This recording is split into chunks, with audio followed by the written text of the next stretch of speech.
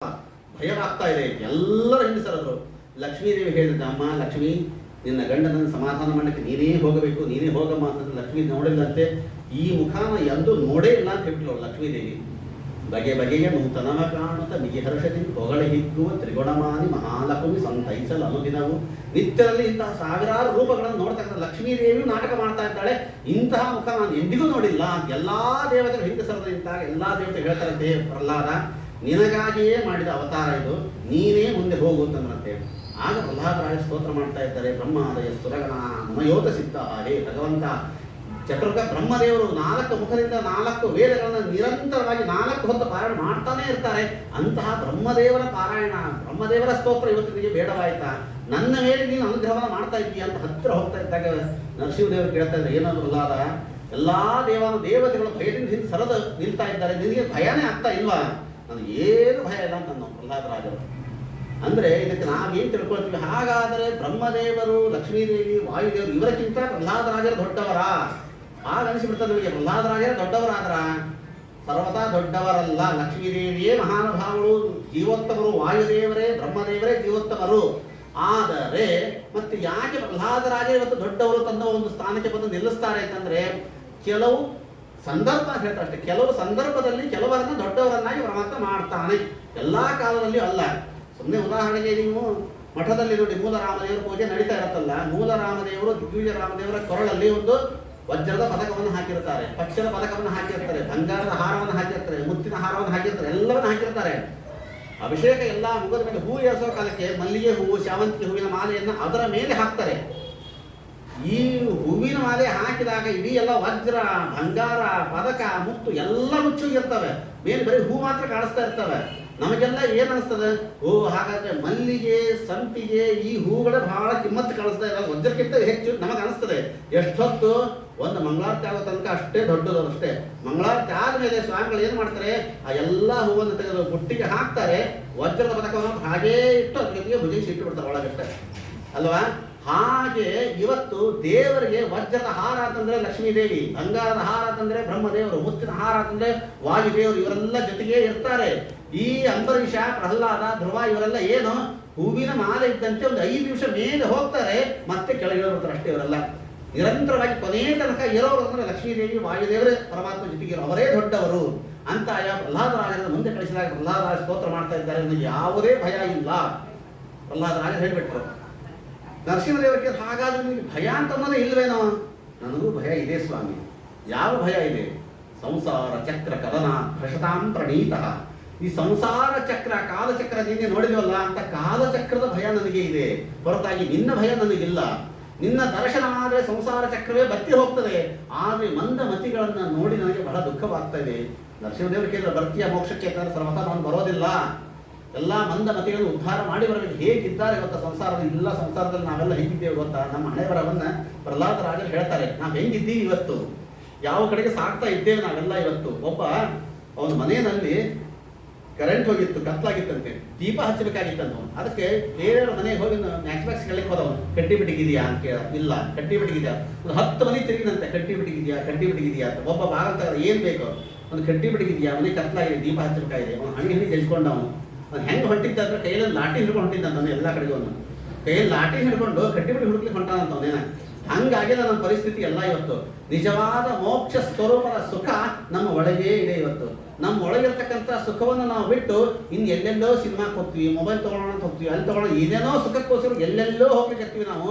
ನಿಜವಾದ ಸುಖ ನಿನ್ನೊಳಗೆ ಇದೆಯಲ್ಲೋ, ಆ ಜ್ಞಾನ ದೀಪ, ಜ್ಞಾನ ಅನ್ನೋ ದೀಪವನ್ನು ಹಚ್ಚು. ನಿಜವಾಗಿರ್ತಕ್ಕಂಥ ತತ್ವಜ್ಞಾನ ದೀಪದಿಂದ ನಿನ್ನ ಸುಖ ನಿನಗೇ ಸಿಗ್ತದೆ ಅಂತ ನಮ್ಮ ಸುಖವನ್ನು ನಮಗೆ ಹುಡುಕಿ ಕೊಡುವುದಕ್ಕೋಸ್ಕರವಾಗಿ ಪ್ರಹ್ಲಾದರಾಜರು ಮೋಕ್ಷಕ್ಕೆ ಹೋಗಲಿಲ್ಲ. ಪ್ರಹ್ಲಾದರಾಜನಿಗೆ ವಿಶೇಷವಾಗಿರ್ತಕ್ಕಂಥ ಅನುಗ್ರಹವನ್ನು ಮಾಡಿ ಆಸನದ ಮೇಲೆ ಕೂಡಿಸಿದ ಪರಮಾತ್ಮ. ಅದು ಯಾವ ಆಸನ? ಬರೀ ಆಸನ ಅಲ್ಲ, ಬರೀ ಸಿಂಹಾಸನ ಅಲ್ಲ, ಅದು ನರಸಿಂಹಾಸನ. ಅದು ನರಸಿಂಹದೇವರು ಕೂತು ಬಿಟ್ಟಂತಹ ಒಂದು ಆಸನ ಮೇಲೆ ಕೂಡಿಸಿ ನೀವು ಉತ್ತಮವಾಗಿ ರಾಜ್ಯ ಭಾರವನ್ನು ಮಾಡುವಂತ ನರಸಿಂಹದೇವರು ಪ್ರಹ್ಲಾದರಾಜರಿಗೆ ಅನುಗ್ರಹವನ್ನು ಮಾಡತಕ್ಕಂಥ ಕಥೆಯನ್ನು ಹೇಳ್ತಾರೆ. ಮುಂದೆ ಪ್ರಹ್ಲಾದರಾಜ ಅನೇಕ ಸ್ತ್ರೀ ಧರ್ಮ, ರಾಜಧರ್ಮ, ಪುರುಷ ಧರ್ಮ ಎಲ್ಲ ಧರ್ಮಗಳನ್ನು ತಿಳಿದುಕೊಂಡು ಅದ್ಭುತವಾಗಿ ರಾಜ್ಯ ಭಾರವನ್ನು ಮಾಡ್ತಾರೆ ಅಂತ ಕಥೆಯನ್ನು ತಿಳಿಸಿಕೊಡ್ತಾ ಮುಂದೆ ಪರೀಕ್ಷಿತ ಮಹಾರಾಜ ಶುಕಾಚಾರ್ಯರ ಕುರಿತು ಹಿಂದೆ ಹೇಳಿರ್ತಕ್ಕಂಥ ಸ್ವಯಂಭುವ ಮನುವಿನ ಕಥೆಯನ್ನು ಹೇಳಿದ್ರಲ್ಲ, ಆ ಸ್ವಯಂಭುವ ಮನುವಿನ ಮನ್ವಂತರದ ಕಥೆಯನ್ನು ಹೇಳಿದೆ ಅಂತ ಹೇಳ್ತಾರೆ. ಈ ಅನೇಕ ಎಲ್ಲ ಸ್ವಯಂಭುವ ಮನು, ಶತರೂಪ, ಅವರಲ್ಲಿ ಬರ್ತಕ್ಕಂಥ 5 ಜನ ಮಕ್ಕಳು ದೇವಹೂತಿ, ಆಕೂತಿ, ಪ್ರಸೂತಿ, ಪ್ರಿಯವ್ರತ, ಉತ್ತಾನಪಾದ. ಆ 5 ಜನರ ಕಥೆಯನ್ನು ಹೇಳಿದಾಗ ಮನ್ವಂತರದ ಕಥೆಯನ್ನು ತಿಳಿಸುವ ಆ ಸ್ವಯಂಭವ ಮನ್ವಂತರ. ಒಟ್ಟು ಎಷ್ಟು ಮನ್ವಂತರಗಳಿದೆ, ಮನ್ವಂತರ ಅಂತಂದ್ರೆ ಏನು, ಎಲ್ಲ ಮನ್ವಂತರದ ಚರಿತ್ರೆ ತಿಳಿಸಿಕೊಡಬೇಕು ಅಂತ ಪ್ರಶ್ನೆಯನ್ನು ಮಾಡಿದಾಗ ಆಗ ಹೇಳ್ತಾರೆ ಮನ್ವಂತರ ಅಂತಂದ್ರೆ ಒಟ್ಟು 14 ಮನ್ವಂತರಗಳು ಇರೋದು. 14 ಮನ್ವಂತರಗಳು. ಮೊಟ್ಟ ಮೊದಲನೆಯ ಮನ್ವಂತರವೇ ಸ್ವಯಂಭವ ಮನ್ವಂತರ. ಸ್ವಯಂಭವ ಮನ್ವಂತರ, ಸ್ವಾರೋಚಿಷ ಮನ್ವಂತರ, ಉತ್ತಮ ಮನ್ವಂತರ, ತಾಪಸ ಮನ್ವಂತರ, ರೈವತ ಮನ್ವಂತರ, ಚಾಕ್ಷ ಮನ್ವಂತರ, ವೈವಸ್ವತ ಮನ್ವಂತರ, ಸಾವರ್ಣಿ ಮನ್ವಂತರ, ಇಂದ್ರ ಸಾವರ್ಣಿ, ಧರ್ಮ ಸಾವರ್ಣಿ, ರುದ್ರ ಸಾವರ್ಣಿ. 14 ಮನ್ವಂತರಗಳಿದೆ. ಒಂದು ಮನ್ವಂತರ ಅಂತಂದ್ರೆ 71 ಮಹಾಯುಗಗಳು ಕಳೆದರೆ ಒಂದು ಮನ್ವಂತರ. ಕೃತಯುಗ, ತ್ರೇತಾಯುಗ, ದ್ವಾಪರ ಯುಗ, ಕಲಿಯುಗ 4 ಯುಗ ಸೇರಿದ್ರೆ ಒಂದು ಮಹಾಯುಗ. ಈ ಒಂದು ಮಹಾಯುಗದಂತೆ 71 ಮಹಾಯುಗ ಕಳೆದ್ರೆ ಅದಕ್ಕೆ ಒಂದು ಮನ್ವಂತರ ಅಂತ. ಅದಕ್ಕೆ ಒಬ್ಬ ಮನು ಅದಕ್ಕೆ ಅಧಿಪತಿಯಾಗಿ ಇರ್ತಾನೆ. ಮನ್ವಂತರ ಕೊಟ್ಟು 6 ಷಡ್ವಿಧ ಮುಚ್ಚತೆ ಅಂತ ಹೇಳಿದ್ರೆ, ಷಡ್ಧರ್ಮ ಮುಚ್ಚತೆ.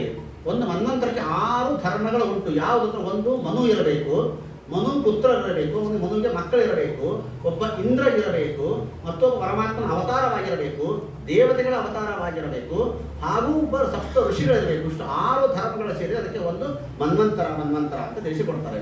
ಮೊಟ್ಟ ಮೊದಲನೆಯ ಮನ್ವಂತರವೇ ಸ್ವಯಂಭವ ಮನ್ವಂತರ. ಸ್ವಯಂಭವ ಮನ್ವಂತರದಲ್ಲಿ ಸ್ವಯಂಭವ ಮದುವೆಯಲ್ಲಿ ಮನುವಾಗಿದ್ದಾನೆ.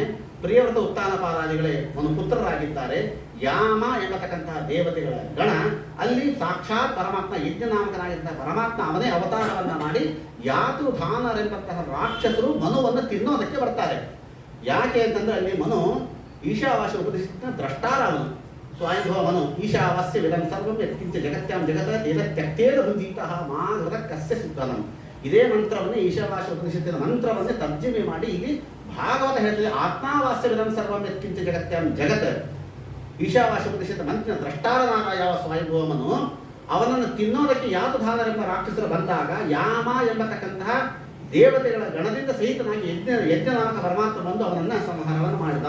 ಇದು ಸ್ವಯಂಭವ ಮನ್ವಂತರದ ಕಥೆಯನ್ನು ಹೇಳ್ತಾ ಸ್ವಾರೋಚಿಷ ಮನ್ವಂತರ, ಉತ್ತಮ ಮನ್ವಂತರ, ತಾಪಸ ಮನ್ವಂತರ, ಇವೆಲ್ಲ ಅಣ್ಣ ತಮ್ಮಂದ್ರೆ ಇವೆಲ್ಲ ಉತ್ತಮ ತಾಪಸ ಇವರೆಲ್ಲ ಅಂತ. ತಾಪಸ ಮನ್ವಂತರ 4ನೇ ಮನ್ವಂತರದಲ್ಲಿ ಸಾಕ್ಷಾತ್ ಪರಮಾತ್ಮ ಶ್ರೀಹರಿಯಾಗಿ ಒಂದು ಗಜೇಂದ್ರನನ್ನು ಉದ್ಧಾರ ಮಾಡಿದ ಅನ್ನುವ ಕಥಾಭಾಗವನ್ನು ಹೇಳ್ತಾ ಯಾಕೆ ಗಜೇಂದ್ರನನ್ನು ಉದ್ಧಾರ ಮಾಡಿದ, ಗಜೇಂದ್ರ ಮೋಕ್ಷದ ಕಥೆಯನ್ನು ಹೇಳ್ತಾರೆ. ಮುಕ್ತೋ ದೇವದ ಶಾಪೇನ ಹುಹು ಗಂಧರ್ವ ಸಪ್ತಮಃ. ಯಾಕೆ ಗಜೇಂದ್ರ ಹಾಗೂ ಮೊಸಳೆಗಳಿಗೆ ಯುದ್ಧವಾಯಿತು? ಒಂದು ಆನೆಯ ಹಿಂಡು, ಅವೆಲ್ಲೋ ಬೇಸಿಗೆ ಕಾಲ ಇವತ್ತಿದೆಯಲ್ಲ ವೈಶಾಖ ಮಾಸ, ಸರೋವರ ಸುಂದರವಾಗಿರ್ತಕ್ಕಂಥ ಸರೋವರವನ್ನು ನೋಡಿದುವಂತೆ. ನೋಡಿದಾಗ ಎಲ್ಲರೂ ಸ್ನಾನವನ್ನು ಮಾಡಿ ನೀರು ಕುಡಿಯೋಣ ಅಂತ ಎಲ್ಲ ಸರೋವರಕ್ಕೆ ಹೋದವು. ಸರೋವರದೊಳಗೆ ಇಳಿದವು, ಸ್ನಾನ ಮಾಡಿದವು, ನೀರು ಕುಡಿದವು. ಸ್ವಲ್ಪ ಸುಖ ಅನಿಸ್ತು, ಮಜಾ ಅನಿಸ್ತಂತೆ. ಖರೇ ಆಗಿದ್ದೇನ್ರಿತಂದ್ರೆ ಯುದ್ಧ ಆಗ್ತಾನೇ ಇರಲಿಲ್ಲ. ಅದು ಎದಕ್ಕೆ ಹೋಗ್ಯಾವು? ಸ್ನಾನ ಮಾಡಿ ನೀರು ಕುಡಿಯೋಣ ಇಷ್ಟೇ ಹೋಗಿದ್ದದು. ಅಷ್ಟೇ ಮಾಡಿದ್ರೆ ಸರ್ವತ ಯಾವ ಮೊಸಳೆಯೂ ಅದು ಹಿಡ್ಕೊಳ್ತಾ ಇರಲಿಲ್ಲ. ಇವು ಸ್ನಾನ ಮಾಡಿದವು, ನೀರು ಕುಡಿದವು, ಆರಾಮಾತು, ಸುಖ ಆಗ್ತಾ ಇದ್ದ ಇನ್ನೊಂದು ಸ್ವಲ್ಪ ಮಜಾ ಮಾಡೋಣ ಅಂತ ನಿಂತವಲ್ಲ, ಆಗ ಒಂದು ಮೊಸಳೆ ಕಾಲು ಹಿಡೀತು. ಮೊಸಳೆ ಒಂದು ಕಾಲು ಹಿಡಿತಾ ಇದೆ ಆ ಆನೆಯ ಕಾಲನ್ನ.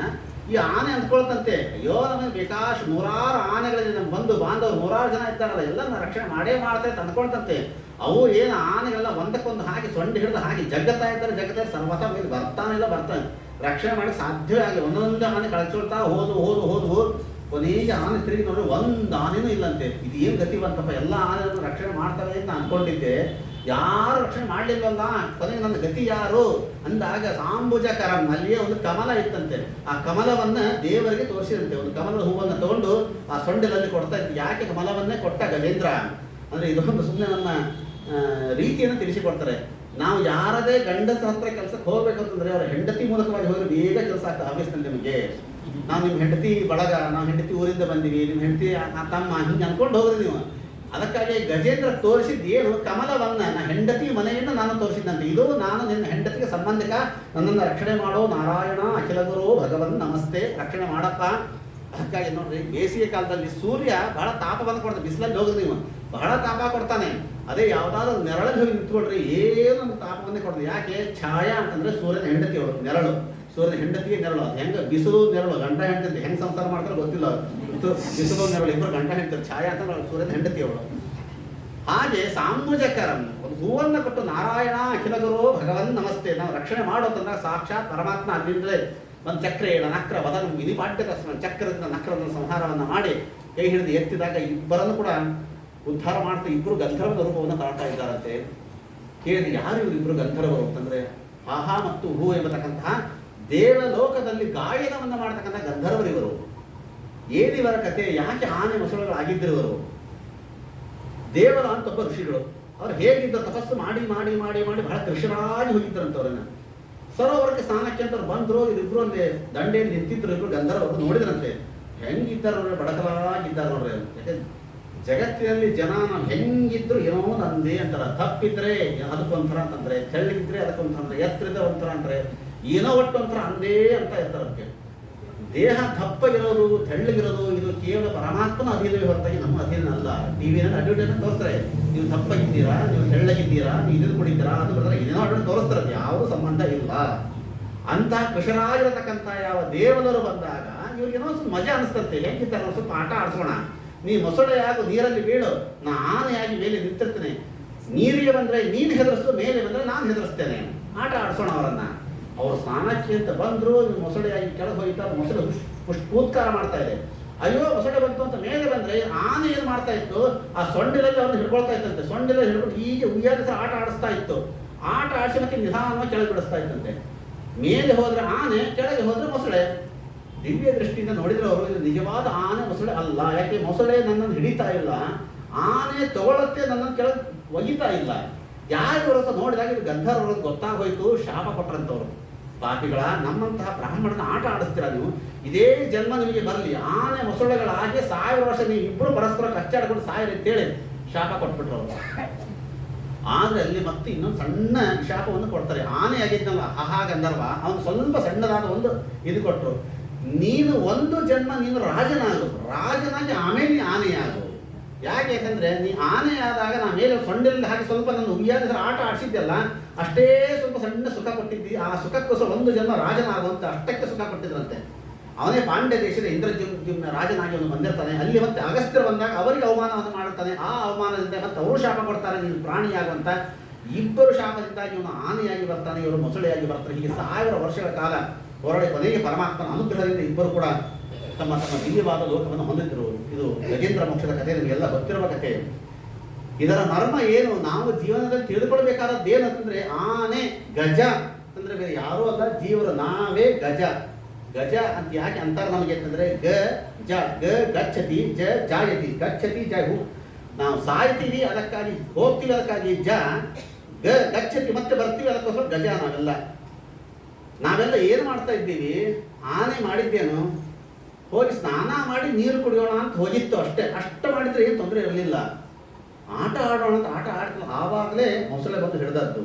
ನಾವೆಲ್ಲ ಭೂಮಿಗೆ ಬಂದೀವಿ, ಎಷ್ಟರ ಮಟ್ಟಿಗೆ ಬಂದೀವಿ, ನಾವು ಹೊಟ್ಟೆ ತುಂಬುವಷ್ಟು ನಾವು ಊಟ ಮಾಡಿಕೊಂಡು ನೀರು ಕೂಡ ದೇವ ಧ್ಯಾನ ಮಾಡೋಣ ಅನ್ನೋದಕ್ಕಾಗಿಯೇ ನಾವು ಬಂದವರಷ್ಟೇ. ಆದ್ರೆ ನಾವು ಬಂದ ಮೇಲೆ ಸಣ್ಣವ್ರ ಕಾಲ ಮನಸ್ಸಿರ್ತದೆ, ಎಲ್ಲೋ ಒಂದು ಸೈಟ್ ತೊಗೊಂಡು ಮನೆ ಕಟ್ಕೊಂಡು ಆರಾಮಿದ್ರೆ ಸಾಕಪ್ಪ ಅಂತ ಇಷ್ಟು ಅನಿಸಿಬಿಟ್ಟಿರ್ತದೆ.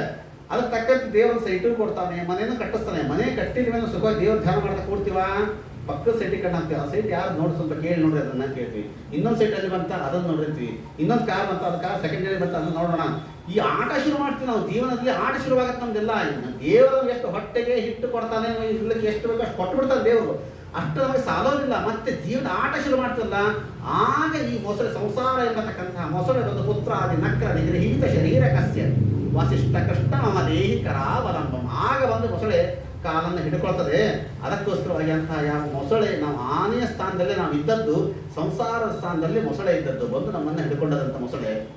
ನಾವೇನೋ ಅಂದ್ಕೊಂಡಿವಿ ಬೇಕಾದ ಸಂಸಾರ ಇರ್ಬೋದು, ನಮಗೆ ಬಂದು ಬಾಂಧವ ಬೇಕಾದಷ್ಟು ಇದ್ದಾಗ ನಮ್ಮನ್ನು ರಕ್ಷಣೆ ಮಾಡೇ ಮಾಡ್ತಾರೆ ಅಂತ ಅಂದ್ಕೊಂಡಿರ್ತೀವಿ.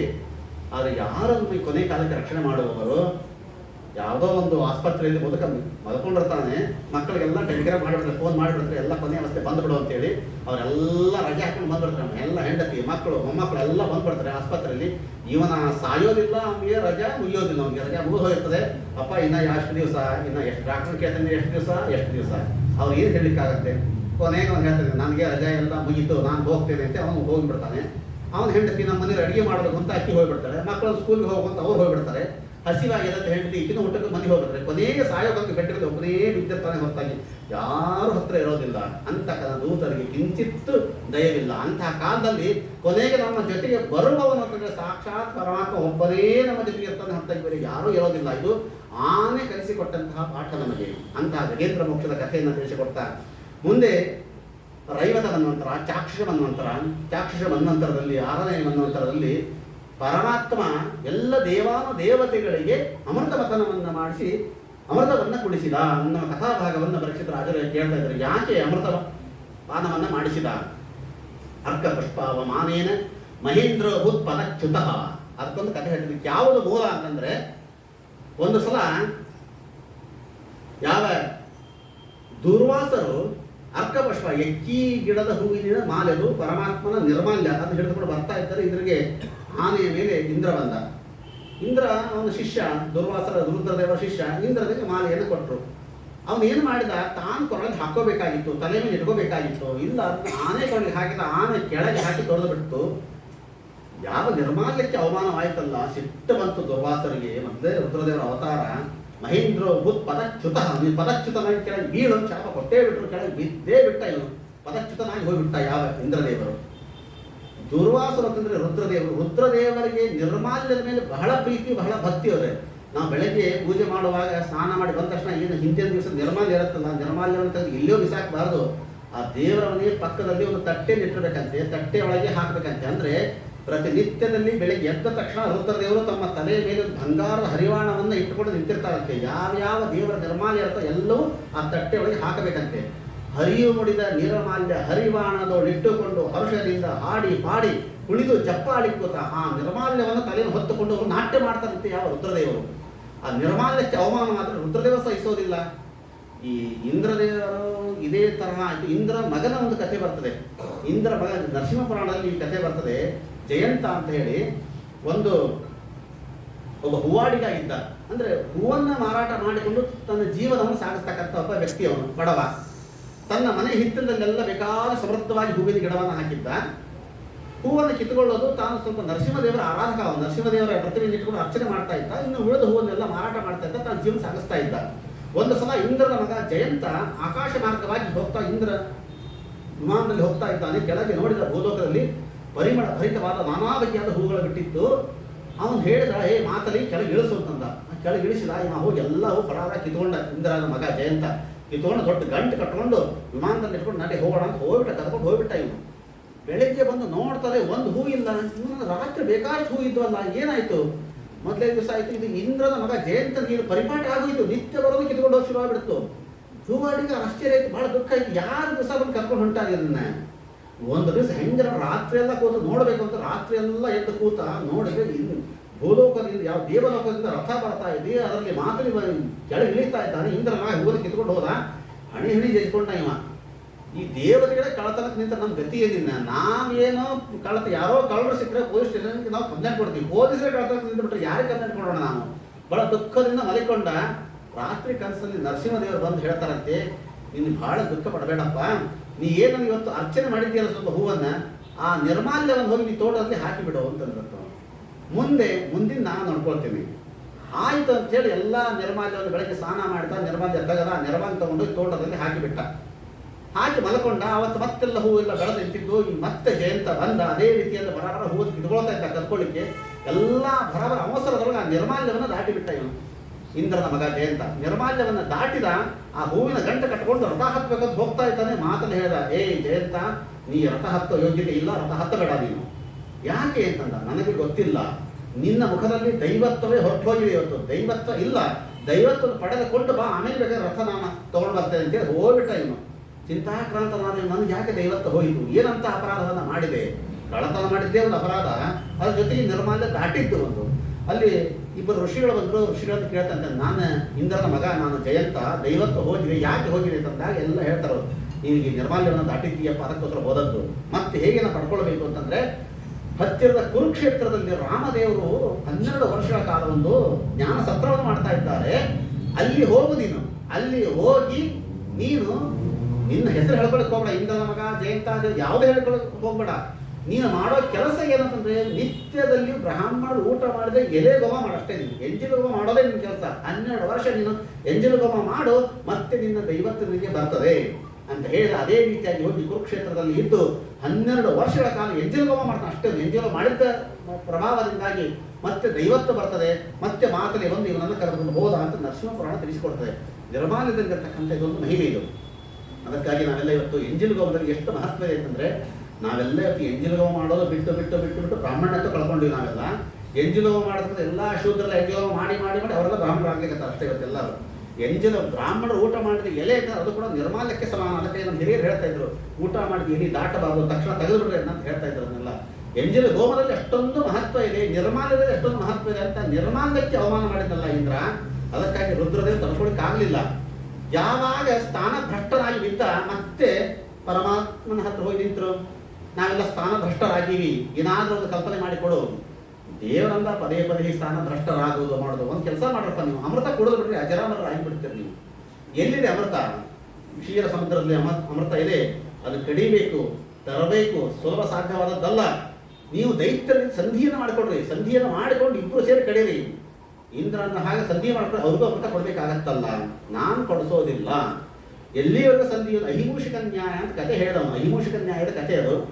ಇಲಿ ಮತ್ತು ಹಾವಿನ ಕತೆ ಅದು. ಒಬ್ಬ ಹಾವಾಡಿಗ, ಹಾವು ಆಟ ಆಡಿಸಿ ಬದುಕ್ತಾರಲ್ಲ ಅಂತ ಹಾವಾಡಿಗ ಇದ್ದವನು. ಅವನು ಒಂದು ಬಿದಿರಿನ ಬುಟ್ಟಿಯಲ್ಲಿ ಹಾವನ್ನ ಹಾಕಿ ಇಟ್ಟಿದ್ದ ಸಾಕಲಿಕ್ಕೆ. ಅದಕ್ಕೆ ಆಹಾರ ಬೇಕಲ್ಲ, ಅದಕ್ಕೆ ಒಂದೊಂದು ಇಲಿ ಬಿಡ್ತಾ ಇದ್ದ. ದಿವಸ ಒಂದು ಇಲಿ ಬಿಡ್ತಾ ಇದ್ದ, ಒಂದು ಇಲಿ ತಿಂತಾ ಇತ್ತು, ಹಾವು ಕೊಡ್ತಾ ಇತ್ತು. ಅದು ಸಾಕಾಗ್ತಾ ಇರಲಿಲ್ಲ ಅದಕ್ಕೆ ಆಹಾರ. ಒಂದು ದಿವಸ ಏನು ಮಾಡ್ದ, ಒಂದು ಇಲಿಯನ್ನು ಒಳಗೆ ಬಿಟ್ಟ. ಹಾವು ವಿಚಾರ ಮಾಡ್ತು, ಈ ಇಲಿಯನ್ನು ತಿಂದು ಬಿಟ್ರೆ ಇಷ್ಟೇ ಆಹಾರ ಸಿಗತ್ತೆ ಅಂತ ಅನ್ಕೊಂಡು ತಿನ್ನಲಿಲ್ಲ, ಸುಮ್ಮನೆ ನೋಡ್ತಾ ಆಗುತ್ತಿತ್ತಂತೆ. ಇಲಿಗೆ ಗಾಬರಿ ಆಯ್ತು, ಏನು ತಿಂತದೋ ಏನೋ. ಅವನು ಹೇಳ್ತಂತೆ, ಇಲಿರಾಯ, ನಾನು ಯಾಕಪ್ಪ ನಿನ್ನ ತಿನ್ಲಿ? ನಾನು ಬಂಧನದಲ್ಲಿ ಇದ್ದೀನಿ, ನೀನು ಬಂಧನದಲ್ಲಿ ಇದ್ದೀಯಾ. ಇಬ್ರು ಆಟ ಆಡೋದು, ನನಗೆ ಯಾರೋ ಆಟಕ್ಕಿಲ್ಲ ಫ್ರೆಂಡ್ಸು, ಇಬ್ರು ಆಟ ಆಡ್ಕೊಂಡಿರೋಣ. ಏನು ಖುಷಿ ಆಗೋಯ್ತು ಇಲಿಗೆ ಅಂತ, ನನಗೆ ಆಟಕ್ಕೆ ಹಾವೇ ಫ್ರೆಂಡ್ ಆಯ್ತಲ್ಲ ಅಂತೇಳಿ ಇಬ್ರು 10 ನಿಮಿಷ ಆಟ ಆಡಿದ್ರು. ಆಮೇಲೆ ಹಾವು ಹೇಳ್ತಂತೆ, ನಿಧಾನವಾಗಿ ಹೇಳ್ತಾ, ಹಾವು ಎಷ್ಟು ದಿವಸ ಅಂತ ಈ ಬಂಧನದಲ್ಲಿರೋದು? ನನಗೆ ಹೆಡೆ ಬಿಚ್ಚಿ ಕೊಡೋ ಶಕ್ತಿ ನನಗಿದೆ, ಅದರ ಮೇಲೆ ಹತ್ತಿ ನಿನಗೆ ಕಡ್ಡಿ ಕಡಿಯೋ ಶಕ್ತಿ ನಿನಗಿದೆ. ಆ ಬಿದಿರಿನ ಬುಟ್ಟಿ ಅದು, ಆ ಎಲ್ಲ ಕಡ್ಡಿ ಕಡದು ನೀ ತೂತು ಮಾಡು, ಇಬ್ರು ಹೊರಗೆ ಫ್ರೀಯಾಗಿ ಬದುಕೋಣಲ್ಲ. ಹೌದಲ್ಲ, ನನ್ನ ಫ್ರೆಂಡ್ ಹೇಳಿ ಸರಿ ಇದೆ ಅಂತೇಳಿ ಹೆಡೆ ಬಿಚ್ಕೊಂಡು ಕೂತ್ಕೊಂಡು ಅದ್ರ ಮೇಲೆ ಹತ್ತಿ ಇಲ್ಲಿ ಎಲ್ಲ ಕಟ ಕಟ್ಟಿ ಕಳೆದ್ಬಿಟ್ಟು ಎಲ್ಲವನ್ನ ಬುಟ್ಟಿಯನ್ನ ದೊಡ್ಡ ಹೋಲ್ ಮಾಡ್ತು. ಹಾವು ಹೇಳ್ತು, ನಾನು ಮೊದಲಿಗೆ ಮೇಲೆ ಹೋಗ್ತೀನಿ, ಆಮೇಲೆ ನೀನು ಬಾ ಅಂತ ಹೇಳಿದ್ರು. ಸರಿ ಆಯ್ತು ನಂಬಿತ್ತಿದ್ದು. ಹಾವು ಮೇಲೆ ಹೋಗಿ ಕೂತು ಇಲ್ಲಿ ಬಂದ ತಕ್ಷಣ ಪಟ್ಟ ಹೊಟ್ಟು ತಿಂದು ಹೋಗ್ಬಿಡ್ತು ಹಾವು. ಅಹಿಮೂಷಿಕ ನ್ಯಾಯ ಇದು ಕತೆ, ದೇವರು ದೇವತೆಗಳಿಗೆ ಹೇಳಿದ ಕತೆ. ಈ ಕಥೆಯೇ ನಿಮಗೆ ಮಾರ್ಮಿಕವಾಗಿರಲಿ. ದೈತ್ಯರ ಸಂಧಿಯನ್ನು ಮಾಡ್ಕೊಳ್ರಿ, ಫ್ರೆಂಡ್ಶಿಪ್ ಮಾಡ್ಕೊಳ್ರಿ. ಎಲ್ಲಿ ತನಕ ಅಮೃತ ಬರೋ ತನಕ ಎಲ್ಲ ನೀನು ಅನ್ಕೋತಾ ಇರ್ರಿ. ಅಮೃತ ಬಂದ ಮೇಲೆ ಅವರನ್ನ ಬಿಟ್ಟು ನಿಮಗೆ ಕೊಡಿಸೋ ಜವಾಬ್ದಾರಿ ನಂದು. ಆಯ್ತು ಅಂತ ಹೇಳಿದ್ರು. ಬಲಚಕ್ರವರ್ತಿ ಹತ್ರ ಹೋಗ್ತಾರೆ, ಇವರು ಫ್ರೆಂಡ್ಶಿಪ್ ಆದ್ರು. ಯಾವುದು ಸರ್ಪ, ವಾಸಿಕೆ ಸರ್ಪವನ್ನ ಮಾಡ್ಕೊಂಡು ಬರ್ತಾರೆ. ಪರ್ವತವನ್ನು ತೆಗೆದುಕೊಂಡು ಬಂದ್ರು. ಎಲ್ಲ ವಾಸಿಕೆ ಸರ್ಪ ಬಂದು ಸುತ್ತಾಕೊಂತು. ಎಲ್ಲಾ ದೇವತೆಗಳು ಬಂದ ಮುಖದ ಹತ್ರ ಹಿಡ್ಕೊಂಡು ನಿಂತಿದ್ರು. ದೈತ್ಯರು ಬಂದ್ರಲ್ಲ, ಈ ಅಪುಚ್ಛ ಅಮಂಗಲ ದೇವತ, ಈ ಅಪುಚ್ಛವಾಗಿ ಪುಚ್ಛವನ್ನು ಇದು ಅಮಂಗಲ, ಇದು ನಾವು ಪುಚ್ಛ ಹಿಡಿಯೋದಿಲ್ಲ. ದೈತ್ಯರು, ನಾವು ಕಶ್ಯಪರ ಮಕ್ಕಳು, ನಾವು ದೇವತೆಗಳು, ನಾವು ಮುಖವನ್ನೇ ಹಿಡಿತೀವಿ ಅಂತ ಇವರು. ನಾವು ಕಶ್ಯಪರ ಮಕ್ಕಳೇ, ನಾವು ಮುಖವನ್ನೇ ಹಿಡಿತೀವಿ ಅಂತ ದೈತ್ಯರು. ಜಗಳ ಶುರುವಾಯಿತು. ದೇವರು ಬಂದ, ಯಾಕೋ ಜಗಳ ಆಡ್ತೀನಿ, ನಾ ಏನು ಹೇಳಿದ್ ನಿಮಗೆ? ಈ ಕಡೆ ಬರ್ರಿ ಸುಮ್ಮನೆ ಅಂತಂದ್ಬಿಟ್ಟ. ನಾನೇ ಎತ್ತಿನ ಬಾಲ ಹಿಡ್ಕೊಂಡು ಹೋಗಿದ್ದೀನಿ, ನಾನೇ ಹಾವಿನ ಬಾಲ ಹಿಡ್ಕೊಂಡು, ಎಲ್ಲ ಬರ್ರಿ ಈ ಕಡೆ ಅಂತಂದ. ಸರಿ ಆಯ್ತಂತ ಎಲ್ಲರೂ ಮುಖ ಬಿಟ್ಟರು, ಈ ಕಡೆ ಬಂದ್ಬಿಟ್ರು. ಏನು ದೈತ್ಯರಿಗೆ ಖುಷಿ ಆಯ್ತು, ಮೊದಲಾಡ್ರು ನಾವು ಗೆದ್ತೀವಿ ಅಂತ. ಮ್ಯಾಚಿನಲ್ಲಿ ಟಾಸ್ ಗೆಲ್ಲೋದು ಮುಖ್ಯ ಅಲ್ಲ, ಮ್ಯಾಚ್ ಗೆಲ್ಲೋದು ಮುಖ್ಯ. ನೀವು ಬರೀ ಟಾಸ್ ಗೆದ್ದಿರಷ್ಟೇ, ಮ್ಯಾಚ್ ಗೆಲ್ಲೋದು ಮುಂದೆ ಇದೆಯಪ್ಪ ಅಂತ ನಾನು. ಎಲ್ಲರೂ ಈ ಕಡೆಗೆ ಬಾಲವನ್ನ ಇವ್ರು ಹೇಳ್ಕೊಂಡು, ದೇವತೆ ಹೇಳ್ಕೊಂಡಿದ್ದಾರೆ, ಇವರು ದೈತ್ಯರೆಲ್ಲ ಮುಖವನ್ನು ಹೇಳ್ಕೊಂಡಿದ್ದಾರೆ. ಘರ್ಷಣೆ ಮಾಡ್ತಾ ಮಾಡ್ತಾ ಮಾಡ್ತಾ ಮಾಡ್ತಾ ಪದ್ಮಪುರಾಣ ಒಂದು ಮಾತು ಹೇಳ್ತದೆ. ಹೆಂಗಿತ್ತು ಆ ಪ್ರಸಂಗ ಅಂತಂದ್ರೆ, ಲಕ್ಷಾಂತರ ಯೋಜನೆ ದೊಡ್ಡದಾಗಿರ್ತಕ್ಕಂಥ ಪ್ರಸಂಗ ಅದು. ಈ ಭಾಗದಲ್ಲಿ ದೇವತೆಗಳು, ಈ ಭಾಗದಲ್ಲಿ ದೈತ್ಯರು ನಿಂತಿದ್ದಾರೆ. ಪುಚ್ಛ ಪ್ರದೇಶೇ ವರ್ಷಗ್ನಿಹಿ, ಪದ್ಮಪುರಾಣ ಹೇಳ್ತದೆ. ಈ ಬಾಲದ ಭಾಗದಲ್ಲಿ ಹನಿ ಹನಿಯಾಗಿ ಮಳೆ ಬೀಳ್ತಾ ಇತ್ತಂತೆ. ಮಳೆ ಬೀಳ್ತಾ ಇತ್ತು, ಮೋಡಗಳೆಲ್ಲ ಒಂದು ಬಾಲದ ಭಾಗದಲ್ಲಿ ನಿಂತಿದ್ರಂತೆ. ಈ ಮುಖದ ಭಾಗದಲ್ಲಿ 12 ಜನ ಸೂರ್ಯರು ಬಂದು ಅಲ್ಲೇ ಮುಖದ ಹತ್ರ ನಿಂತಿದ್ರಂತೆ. ಏನು ಒಂದೇ ಸುಮ್ಮನೆ ಬಿಸಿಲು ಸುರಿತಾ ಇದೆ, ಬೆವರು ಸುರಿತಾ ಇದೆ, ಜೊತೆಗೆ ಆ ಹಾವಿನ ವಾಯಿಂದ ವಿಷ ಬೆರಕಾಗ್ತಾ ಇದೆ. ಹೀಗಾಗಿ ತಡ್ಕೊಳಕ್ ಆಗ್ತಾ ಇಲ್ಲ. ಅವಾಗ ಅನಿಸ್ತಂತೆ ಯಾವ ದೈತ್ಯರಿಗೆ, ಸುಮ್ಮನೆ ನಾವೇ ಬಾಲ ಹಿಡ್ಕೋಬೇಕಾಗಿತ್ತು ಅಂತ. ಈಗ ಕ್ವಶನ್ ಒಂದಿರುತ್ತಲ್ಲ, ಹಿಡ್ಕೊಂಡಲ್ಲಿ ಬಿಡ್ಲಿಕ್ಕಾಗಲ್ಲ, ಏನಾಗಲಿ ಬಿಡೋದು ಬೇಡ. ಆಕಿ ಜಗತ್ತಾ ಇದ್ದಾರೆ ಯಾವ ಪರ್ವತವೇ ಮುಳುಗಿ ಹೋಗ್ಬಿಡ್ತು. ಮತ್ತೆ ಕೂರ್ಮನಾಗಿ ಪರಮಾತ್ಮ ಬಂದು ಆಧಾರನಾಗಿ ನಿಂತಿದ್ದಾನೆ. ಮತ್ತೆ ಪ್ರಾರಂಭವನ್ನು ಮಾಡಿದಾಗ ಮೇಲೆ ಕುಟಿಲಿಕ್ಕೆ ಶುರುವಾಯಿತು. ಅಜಿತ ನಾಮಕನಾಗಿ ಮೇಲೆ ನಿಂತಿದ್ದಾನಂತೆ. ಉಪರ್ ಯಹಸ್ಯಾತ್ಮನ ನೇತ್ರ ಗೋತ್ರಯೋ ಎಲ್ಲ ಕಡೆ ಪರಮಾತ್ಮ ಮೇಲೆ ಅಜಿತನಾಗಿ ಬಂದ, ಕೆಳಗೆ ಪೂರ್ವನಾಗಿ ಬಂದ, ಪರ್ವತದೊಳಗೆ ಮತ್ತು ವಿಶೇಷ ಪ್ರವೇಶ ಮಾಡಿದ, ವಾಸುಕಿಯೊಳಗೆ ಪ್ರವೇಶ ಮಾಡಿದ, ದೈತ್ಯರೊಳಗೆ ಮಾಡಿದ, ದೇವತೆಗಳೊಳಗೆ ಮಾಡಿದ, ತಾನೇ ನಿಂತುಕೊಂಡು ಸರ ಕಡಲಿಕ್ಕೆ ಶುರು ಮಾಡಿದರೆ ಆಗ ಒಂದೊಂದೇ ಪದಾರ್ಥಗಳ ಮೊಟ್ಟ ಮೊದಲು ಬಂದದ್ದೇ ಹಾಲಾಹಲ ವಿಷ ಬಂದಂತೆ. ಹಾಲಾಹಲ ವಿಷ ಬಂತು. ಯಾರು ಇದನ್ನೇ ಅದು ನಿವಾರಣೆ ಆಗದ ಹೊರತು ಮತನ ಮುಂದೆವರೆಗೂ ಹಾಗಿಲ್ಲ. ಮತ್ತೆ ಸಾಕ್ಷಾತ್ ವಾಯುದೇವರು ಬಂದು ಅದೆಲ್ಲ ವಿಷವನ್ನು ಪಾನ ಮಾಡ್ತಾರೆ. ರುದ್ರದೇವರು ಬಂದರೆ ಇದರ ರುಚಿ ಹೇಗೆ ತೋರಿಸೋಣ ಅಂತೇಳಿ ಒಂದು ಬಿಂದವನ್ನು ತತ ಕರತಲೀಕೃತೆ ಬಿಂದವನ್ನು ಹಾಕಿಕೊಂಡು ಮರ್ತನ ಮಾಡಿ ನಿರ್ವೀರ್ಯವನ್ನಾಗಿ ಮಾಡಿ ಕೊಟ್ಟರೆ ರುದ್ರದೇವರಿಗೆ ಅದನ್ನು ತೋಡ್ರೆ ಗಂಟಲ್ಲೇ ಸೇರ್ಕೊಂಡ್ಬಿಡ್ತಾರೆ. ನೀಲಕಂಠ ಅಂತ ಆಗಿಬಿಟ್ಟ. ಏನೇನು ಹೈ ಟೆಂಪ್ರೇಚರ್ ಇರಲಿ ಎಲ್ಲ ರುದ್ರದೇವರ ಹತ್ತಿರದೇ ತಡ್ಕೊಳ್ಳಿಕ್ಕೆ ಆಗಲಿಲ್ಲ ರುದ್ರದೇವರಿಗೆ. ಸದಾಕಾಲ ಹನಿ ಹನಿ ಹನಿ ನೀರು ಬೀಳ್ತಾನೆ ಇರಬೇಕು. ಅಭಿಷೇಕ ಪ್ರಿಯೋ ರುದ್ರ ಅಂತ ಅವತ್ತೇ ಆದ. ಚಂದ್ರ ಅವನ ತಲೆ ಮೇಲೆ ಇಟ್ಕೊಂಡ, ಹಿಮಪರ್ವತದ ಮೇಲೆ ಕುತ್ಕೊಂಡ, ಹಾವನ್ನು ಸುತ್ತಕೊಂಡ, ಎಲ್ಲ ತಂಪು ಅನ್ನೋದೆಲ್ಲ ಇತ್ತು. ರುದ್ರದ ಹತ್ರ ಸೇರ್ಕೊಂಡ್ಬಿಡ್ತು. ಮತ್ತೆ ಸಮುದ್ರ ಪಕ್ಕ ಮುಂದೆ ಬರೀತು. ನೆಕ್ಸ್ಟ್ ಬಂದದ್ರ ಸುರ. ಹೆಂಡನೂ ಅಲ್ಲೇ ಇತ್ತಂತೆ. ಹೆಂಡ ಬಂತಂತೆ. ಹೆಂಡ ಬಂದ ತಕ್ಷಣ ಎಲ್ಲರೂ ಇವರು ಮುಖ ಒಗದ್ರು ದೈತ್ಯರೆಲ್ಲ ಪಟಪಟ ಕುಡಿದು ಬಿಟ್ರಂತೆ ಎಲ್ಲ ಹೆಂಡವನ್ನ. ಸುರಾಪಾನ ಮಾಡಿಬಿಟ್ರು. ದೇವರು ಸಂಕಲ್ಪ ಮಾಡಿದ, ಯಾರ್ಯಾರು ಇವತ್ತು ಸುರಾಪಾನ ಮಾಡಿರು ಅವರಿಗೆ ಸುಧಾಪಾನ ಮಾಡಿಸೋದಿಲ್ಲ ಅಂತ ಅಲ್ಲಿ ಸಂಕಲ್ಪ ಮಾಡಿಬಿಟ್ಟಂತೆ. ನೀವು ಸುರಾಪಾನ ಮಾಡಿರಿ, ಸುಧಾಪಾನ ನಿಮ್ಮ ಕೈಯಿಂದ ಮಾಡಿಸೋದಿಲ್ಲ. ಅದಕ್ಕಾಗಿ ಇವತ್ತಿಗೂ ಆ ಪದ್ಧತಿ ಇದೆ. ಇವತ್ತು ಯಾರಾದ್ರೂ ಸುಧಾಪಾಠವನ್ನು ಓದಬೇಕು ಅಂತಂದ್ರೆ ನಾ ಈ ಕಡೆ ಬಾರಿಗೂ ಹೋಗಿ ಸುರಾಪಾನ ಮಾಡ್ತೇವೆ, ವಿದ್ಯಾಪೀಠಕ್ಕೆ ಹೋಗಿ ಸುಧಾಪಾನ ಮಾಡಿದ್ರೆ ಸರ್ವತಾ ಸಾಧ್ಯ ಇಲ್ಲ. ಸುರಾಪಾನ ಮಾಡಿದವರಿಗೆ ಸುಧಾಪಾನ ಮಾಡೋ ಯೋಗ್ಯತೆ ಕಳ್ಕೊಳ್ತಾರೆ. ಮತ್ತೆ ಮುಂದೆ ಬರೆದಾಗ ಅನೇಕವಾಗಿ ಪದಾರ್ಥಗಳು ಬರ್ತಾ ಇದೆ. ಪಾರಿಜಾತ ಬಂತು, ಇಂದ್ರದೇವರು ತೆಗೆದುಕೊಟ್ರು, ಇರಾವತ ಬಂತು, ಸುರಭಿ ಬಂತು, ಯಾವ ಋಷಿಗಳು ತೆಗೆದುಕೊಳ್ತಾರಂತೆ, ವೈಜಯಂತಿ ಮಾಲೆ ಬಂತು, ಪರಮಾತ್ಮ ಹಾಕಿಕೊಂಡ. ಅನೇಕವಾಗಿರ್ತದೆ ಪದಾರ್ಥಗಳು ಬಂದಂತೆ ಸಾಕ್ಷಾತ್ ಮಹಾಲಕ್ಷ್ಮಿ ಅವತಾರವನ್ನು ಕೂಡ ಇಲ್ಲಿ ತಿಳಿಸಿಕೊಡ್ತಾರೆ. ಬಾದ್ರಾಜ ಹೇಳ್ತಾರಲ್ಲ, ಪಾಲ ಸಾಗರವನ್ನು ನೀಲೇಲಿ ಕಡೆಯಲು ಬಾಲೆ ಮಹಾಲಕ್ಷ್ಮಿ ಉದಿಸಿದಾಳೆ, ಬಾಲೆ ಮಹಾಲಕ್ಷ್ಮಿ ಉದಿಸಿದಾಳ ಆ ದೇವಿ ಪಾಲಿಸಲಿ ನಮ್ಮ ವಧುವರರ. ಸಾಕ್ಷಾತ್ ಮಹಾಲಕ್ಷ್ಮಿ ಅಲ್ಲಿಗೆ ಎದ್ದು ಬಂದಿದ್ದಾಳಂತೆ ಸಾಗರದಿಂದ. ಈ ಮಹಾಲಕ್ಷ್ಮಿಯನ್ನ ಯಾರು ಪಡಿಬೇಕು ಅಂತ ಒಂದು ಸಮಸ್ಯೆ ಶುರುವಾಯಿತು. ಪಡಿಬೇಕು ಅಂತ ವಿಚಾರ ಮಾಡ್ಲಿಕ್ಕೆ ಹೋಗ್ಬಿಡ್ರಿ. ವಾದರಾಜ್ ಹೇಳ್ತಾರೆ, ಅವಳು ಮದುವೆ ಮಾಡಿಕೊಂಡೇ ಬಂದಾಳವಳು, ಮತ್ತೆ ಹೊಸದಾಗಿ ಮದುವೆ ಆಗೋದು ಬೇಕಾಗಿಲ್ಲ ಅವಳಿಗೆ. ಹೆಂಗ್ ಬಂದಾಳವಳು? ಕಂಬು ಕಂಠದ ಸುತ್ತ ಕಟ್ಟಿದ ಮಂಗಲ ಸೂತ್ರ, ಅಂಬೂಜವೆರಡು ಕರಯುಗದಿ ಧರಿಸಿ ಪೀತಾಂಬರ ಉಟ್ಟು ಮೆರೆದಾಳು. ಮಂಗಳಸೂತ್ರ ಕಟ್ಕೊಂಡೇ ಬಂದಾಳೆ ಅಂತಂದ್ರೆ ಆಲ್ರೆಡಿ ಅವಳಾಗ ಮದುವೆ ಆಗೇ ಹೋಗ್ಯದ. ಮದುವೆ ಆದವಳು ಮತ್ತಿನ್ನೇನು ಮದುವೆ ಮಾಡ್ತೀರಿ ಅಂತ ಹೇಳೋದಕ್ಕೋಸ್ಕರ ಈ ಮಾತನ್ನು ವಾದರಾಜ್ ಹೇಳ್ತಾ ಇದ್ದಾರೆ. ಆದರೂ ಕೂಡ ಅಲ್ಲಿ ಎಲ್ಲ ಅನೇಕ ಜನ ಸಸುರ ಮಾನವ ಅಂತ ಹೇಳ್ತಾರೆ. ಎಲ್ಲರೂ ಸೇರಿದ್ರಲ್ಲ, ಸುಮ್ಮನೆ ಯಾವುದೋ ಹೋಗಿ ಮದುವೆ ಮಾಡಿದ್ರೆ ನಾನು ಪಡಿತಿದ್ದೆ ಅಂತ ಅನ್ಬಹುದು. ಅದಕ್ಕೋಸ್ಕರ ಇದನ್ನು ನಾಟಕ ಮಾಡಿದ್ರು, ಸ್ವಯಂವರದ ನಾಟಕ. ಅವಳ ಕೈಯಲ್ಲಿ ಮಾಲೆ ಕೊಟ್ಟರಂತೆ. ನೋಡೋಣ, ಇಷ್ಟು ವರರು ನಿಂತಿದ್ದಾರೆ, ನೀವು ಯಾರು ಇಷ್ಟ ಅವ್ರ ಮೇಲೆ ಹಾಕಿ ಬಿಡು ಅಂತ ಹೇಳಿದಂತೆ. ಮಾಲೆಯನ್ನು ಹಾಕು. ಕೈಯಲ್ಲಿ ಮಾಲೆ ಕೊಟ್ಟಿದ್ದು ಸ್ವಯಂವರ ನಡೀತಾ ಇದೆ, ಲಕ್ಷ್ಮೀ ದೇವಿಯ ಸ್ವಯಂವರ. ಅವಳ ಕೈಯಲ್ಲಿ ಮಾಲೆ ಹಿಡ್ಕೊಂಡು ನೋಡ್ತಾ ಒಂದು ಒಬ್ಬೊಬ್ಬರನ್ನ ಯಾರಿಗೆ ನಾನು ಮಾಲೆ ಹಾಕಲಿ, ಒಂದೊಂದು ಗುಣಗಳು ಇದ್ದಾವು ಇವರಲ್ಲಿ, ಸಂದರ್ಣಿಸಿವೆ ಬಹುದೋಷ. ಈ ಮಾಲೆ ಬ್ರಹ್ಮದೇವರಿಗೆ ಹಾಕೋಣ ಅಂತಂದ್ರೆ ಬ್ರಹ್ಮದೇವರ ಬರೀ ಪಾರಾಯಣ ಪ್ರಿಯರು. 4 ಮುಖ, ಯಾವ ಮುಖಕ್ಕೆ ಮಾಲೆ ಹಾಕೋದು ಗೊತ್ತಾಗಲ್ಲ. ಋಗ್ವೇದ, ಯಜುರ್ವೇದ, ಸಾಮ, ಅಥರ್ಣ ಬರೀ ಪಾರಾಯಣ ಮಾಡ್ತಾ ಕೂತ್ರೆ. ಮದುವೆ ಮಾಡ್ಕೊಂಡಿದ್ದು ಗಂಡು ಬರೀ ಪಾರಾಯಣ ಮಾಡ್ತಾ ಕೂತ್ಬಿಟ್ರೆ ಹೆಂಡತಿ ಏನು ಸುಖ ಕಾಣ್ತಾಳೆ. ಬರೀ ಪಾರಾಯಣ ಮಾಡ್ತಾ ಕೂಡ್ತಾರೆ, ನನಗೆ ಇವನು ಬೇಡ. ನೆಕ್ಸ್ಟ್ ವಾಯುದೇವರು ಹಾಕೋಣ ಅಂತಂದ್ರೆ 6, 3, 2, 1 1000 ಜಪ. ಬರೀ ಜಪ ಬರೀ ಜಪ ಮಾಡ್ತಾ ಕೊಡ್ತಾರೆ. ಇದರಿಂದ ನನಗೆ ಸುಖ ಸಿಗೋದಿಲ್ಲ. ವಾಯುದೇವರು ನನಗೆ ಬೇಡ. ರುದ್ರದೇವರಿಗೆ ಹಾಕೋಣ ಅಂತಂದ್ರೆ ರುದ್ರದೇವರಿಗೆ ಹಾಕೋದು, ಆದರೆ ಬೀಗ ಸರಿ ಇಲ್ಲ. ಬೀಗದ ಬರೀ ಢಾಕಿನಿ ಶಾಕಿನಿ ಪ್ರೇತ ವಿಶಾಖ ಬರೇ ಈಗ ಗುಂಡಗಳೇ ಅಡ್ಡ ಬರ್ತಾವೆ. ಹೀಗಾಗಿ ಇವ್ರು ನನಗೆ ಬೇಡ. ರುದ್ರದೇವ್ರನ್ನ ಪಕ್ಕಕ್ಕೆ ಸರಿಸಿದ್ದು. ಇಂದ್ರದೇವರಿಗೆ ಹಾಕೋಣ ಮಾಲೆ ಅಂತಂದ್ರೆ ಇಂದ್ರದೇವರು ಒಂಥರ ಬಿಸ್ನೆಸ್ ಮ್ಯಾನ್ ಇದ್ದಂಗೆ. ಅವ್ರ ತಪಸ್ ಏನ್ ಕೇಳಿಸ್ಲಿ, ಇವ್ರ ತಪಸ್ ಹೇಗೆ ಕೇಳಿಸ್ಲಿ, ಇವ್ರು ಸೀನ್ ಕೇಳಿಸ್ಲಿ, ಮೇಲ್ಕೇನ್ ಏನ್ ಕೇಳಿಸ್ಲಿ, ಅವ ನನ್ನ ಸೀಟ್ ಹೋಗ್ತದೆ. ಬರೇ ಇದರಲ್ಲೇ ಇರ್ತಾರೆ ಇಂದ್ರದೇವರು ನನಗೆ ಬೇಡ. ಚಂದ್ರನಿಗೆ ಹಾಕೋಣ, ಎಲ್ಲ ಮದುವೆ ಮಾಡ್ಕೊಂಡು ಹನಿ ಮೂನ್ ಅಂತ ಹೋಗ್ತಾರೆ. ಮೂನನ್ನೇ ಮದುವೆ ಮಾಡ್ಕೊಂಡು ಹೇಗೆ ವಿಚಾರ ಮಾಡಿದಂತವಳು. ಮೂನನ್ನೇ ಮದುವೆ ಮಾಡ್ಕೊಳ್ಳೋಣ ಅಂತಂದ್ರೆ ಅವನ ಕಳಂಕಿ. ಅವನು 15 ದಿವಸ ಇಳಿತಾನೆ. 15 ದಿವಸ ಯಾವ ಡ್ರೆಸ್ ಅಂತ ಅಮಾಸೆ ಡ್ರೆಸ್ಸೇ ಬೇರೆ, ಒಮ್ಮೆ ಡ್ರೆಸ್ಸೇ ಬೇರೆ ಅವನಿಗೆ. ಈಗ ಏರೋದು ಇಳಿಯೋದು ಇವನು ನನಗೆ ಬೇಡ. ಸೂರ್ಯ ಸಂಚಾರಿ ಪ್ರಿಯ, ಬೆಳಗ್ಗೆ ಮನೆಗೆ ಬಿಟ್ಟ ಅಂದ್ರೆ ರಾತ್ರಿ ಬರೀ ಹೊರಗೆ ಇರ್ತಾನೆ. ಅವನಿಗೆ ಸೂರ್ಯ ನನಗೆ ಬೇಡ. ಒಂದೊಂದು ಗುಣಗಳು ಇದ್ದಾವ ಇವರಲ್ಲಿ. ಎಲ್ಲಾ ದೇವಾನುದೇವ ಯಾರೂ ಸರ್ವೋತ್ತಮರಲ್ಲ ಅಂತ ತಿಳಿಸಿಕೊಳ್ಳ. ಸರ್ವೋತ್ತಮನಾದ ನಿಜವಾದ ವ್ಯಕ್ತಿ ಮಾಧವನಾನಂದಾದಿ ಗುಣಗಳ ಅನಾದಿ ಕಾಲದಿಂದ ಅಗಣಿತವೆಂಬುದೇ ಫಲವಿದು ಬಾಳದಂತಹ ಪರಮ ತ್ರಿವಿಕ್ರಮರಾಯನಿಗೆ ಮಾಲೆಯನ್ನು ಹಾಕಿ ಪಕ್ಕದಲ್ಲಿ ನಿಂತಾ ಇದ್ದಾಳಂತೆ ಯಾವ ಮಹಾಲಕ್ಷ್ಮೀ ದೇವಿ. ಅದಕ್ಕಾಗಿ ಆ ಶಬ್ದವನ್ನು ಬಹಳ ಸುಂದರವಾಗಿ ಬಳಸ್ತಾರೆ. ಯಾರಿಗೆ ಮಾಲೆಯನ್ನು ಹಾಕಿದಳು ಒಳತಂದ್ರೆ ಇವಳು ಹಾಕಿದ ಈಶ್ವರನಿಗೆ ಮಾಲೆಯನ್ನು ಹಾಕಿದಳು ಮಹಾಲಕ್ಷ್ಮಿ. ಈಶ್ವರನ ಶಬ್ದ ಯಾಕಿದಂದ್ರೆ ಅದು ನಡೆದದ್ದು ಏನು ಸ್ವಯಂವರ. ಸ್ವಯಂವರದಲ್ಲಿ ಅನೇಕ ವರರು ಇದ್ದರು. ಎಲ್ಲ ವರರ ಮಧ್ಯದಲ್ಲಿ ಪರಮಾತ್ಮ ಬರೀ ವರ ಅಲ್ಲ, ಇವನು ಈಶ್ವರ. ಇವನು ಅದಕ್ಕೋಸ್ಕರ ಈಶ್ವರನಿಗೆ ಮಾಲೆಯನ್ನು ಹಾಕ್ತಾಳೆ. ವರ ಬೇರೆ, ಈಶ್ವರ ಬೇರೆ. ನಾವು ಎಲ್ಲ ವರರೇ. ಪರಮಾತ್ಮ ನಮ್ಮೆಲ್ಲ ಜೀವನದಲ್ಲಿ ಒಂದು ವರತ್ವವನ್ನು ಕೊಟ್ಟೇ ಕೊಡ್ತಾನೆ. ನಾವೆಲ್ಲ ನಮ್ಮ ಮದುವೆ ದಿವಸ ನಾವೆಲ್ಲ ವರ ಅಂತ ಆಗಿರ್ತೀವಿ. ನಾವು ಅವ್ನು ಹೆಂಗರ ಇರಲಿ, ಅವನು ಕಪ್ಪಿದ್ರು ಸರಿ, ಕೆಂಪಿದ್ರು ಸರಿ, ಕುಳ್ಳಿಗಿದ್ರು ಸರಿ, ಹಲ್ಲು ಮುಂದಿದ್ರು ಸರಿ, ಹಿಂದಿದ್ರು ಸರಿ, ಯಾವತ್ತೊಂದು ವರಾನೇ ಅವನು ಅವತ್ತಿನ ದಿವಸ.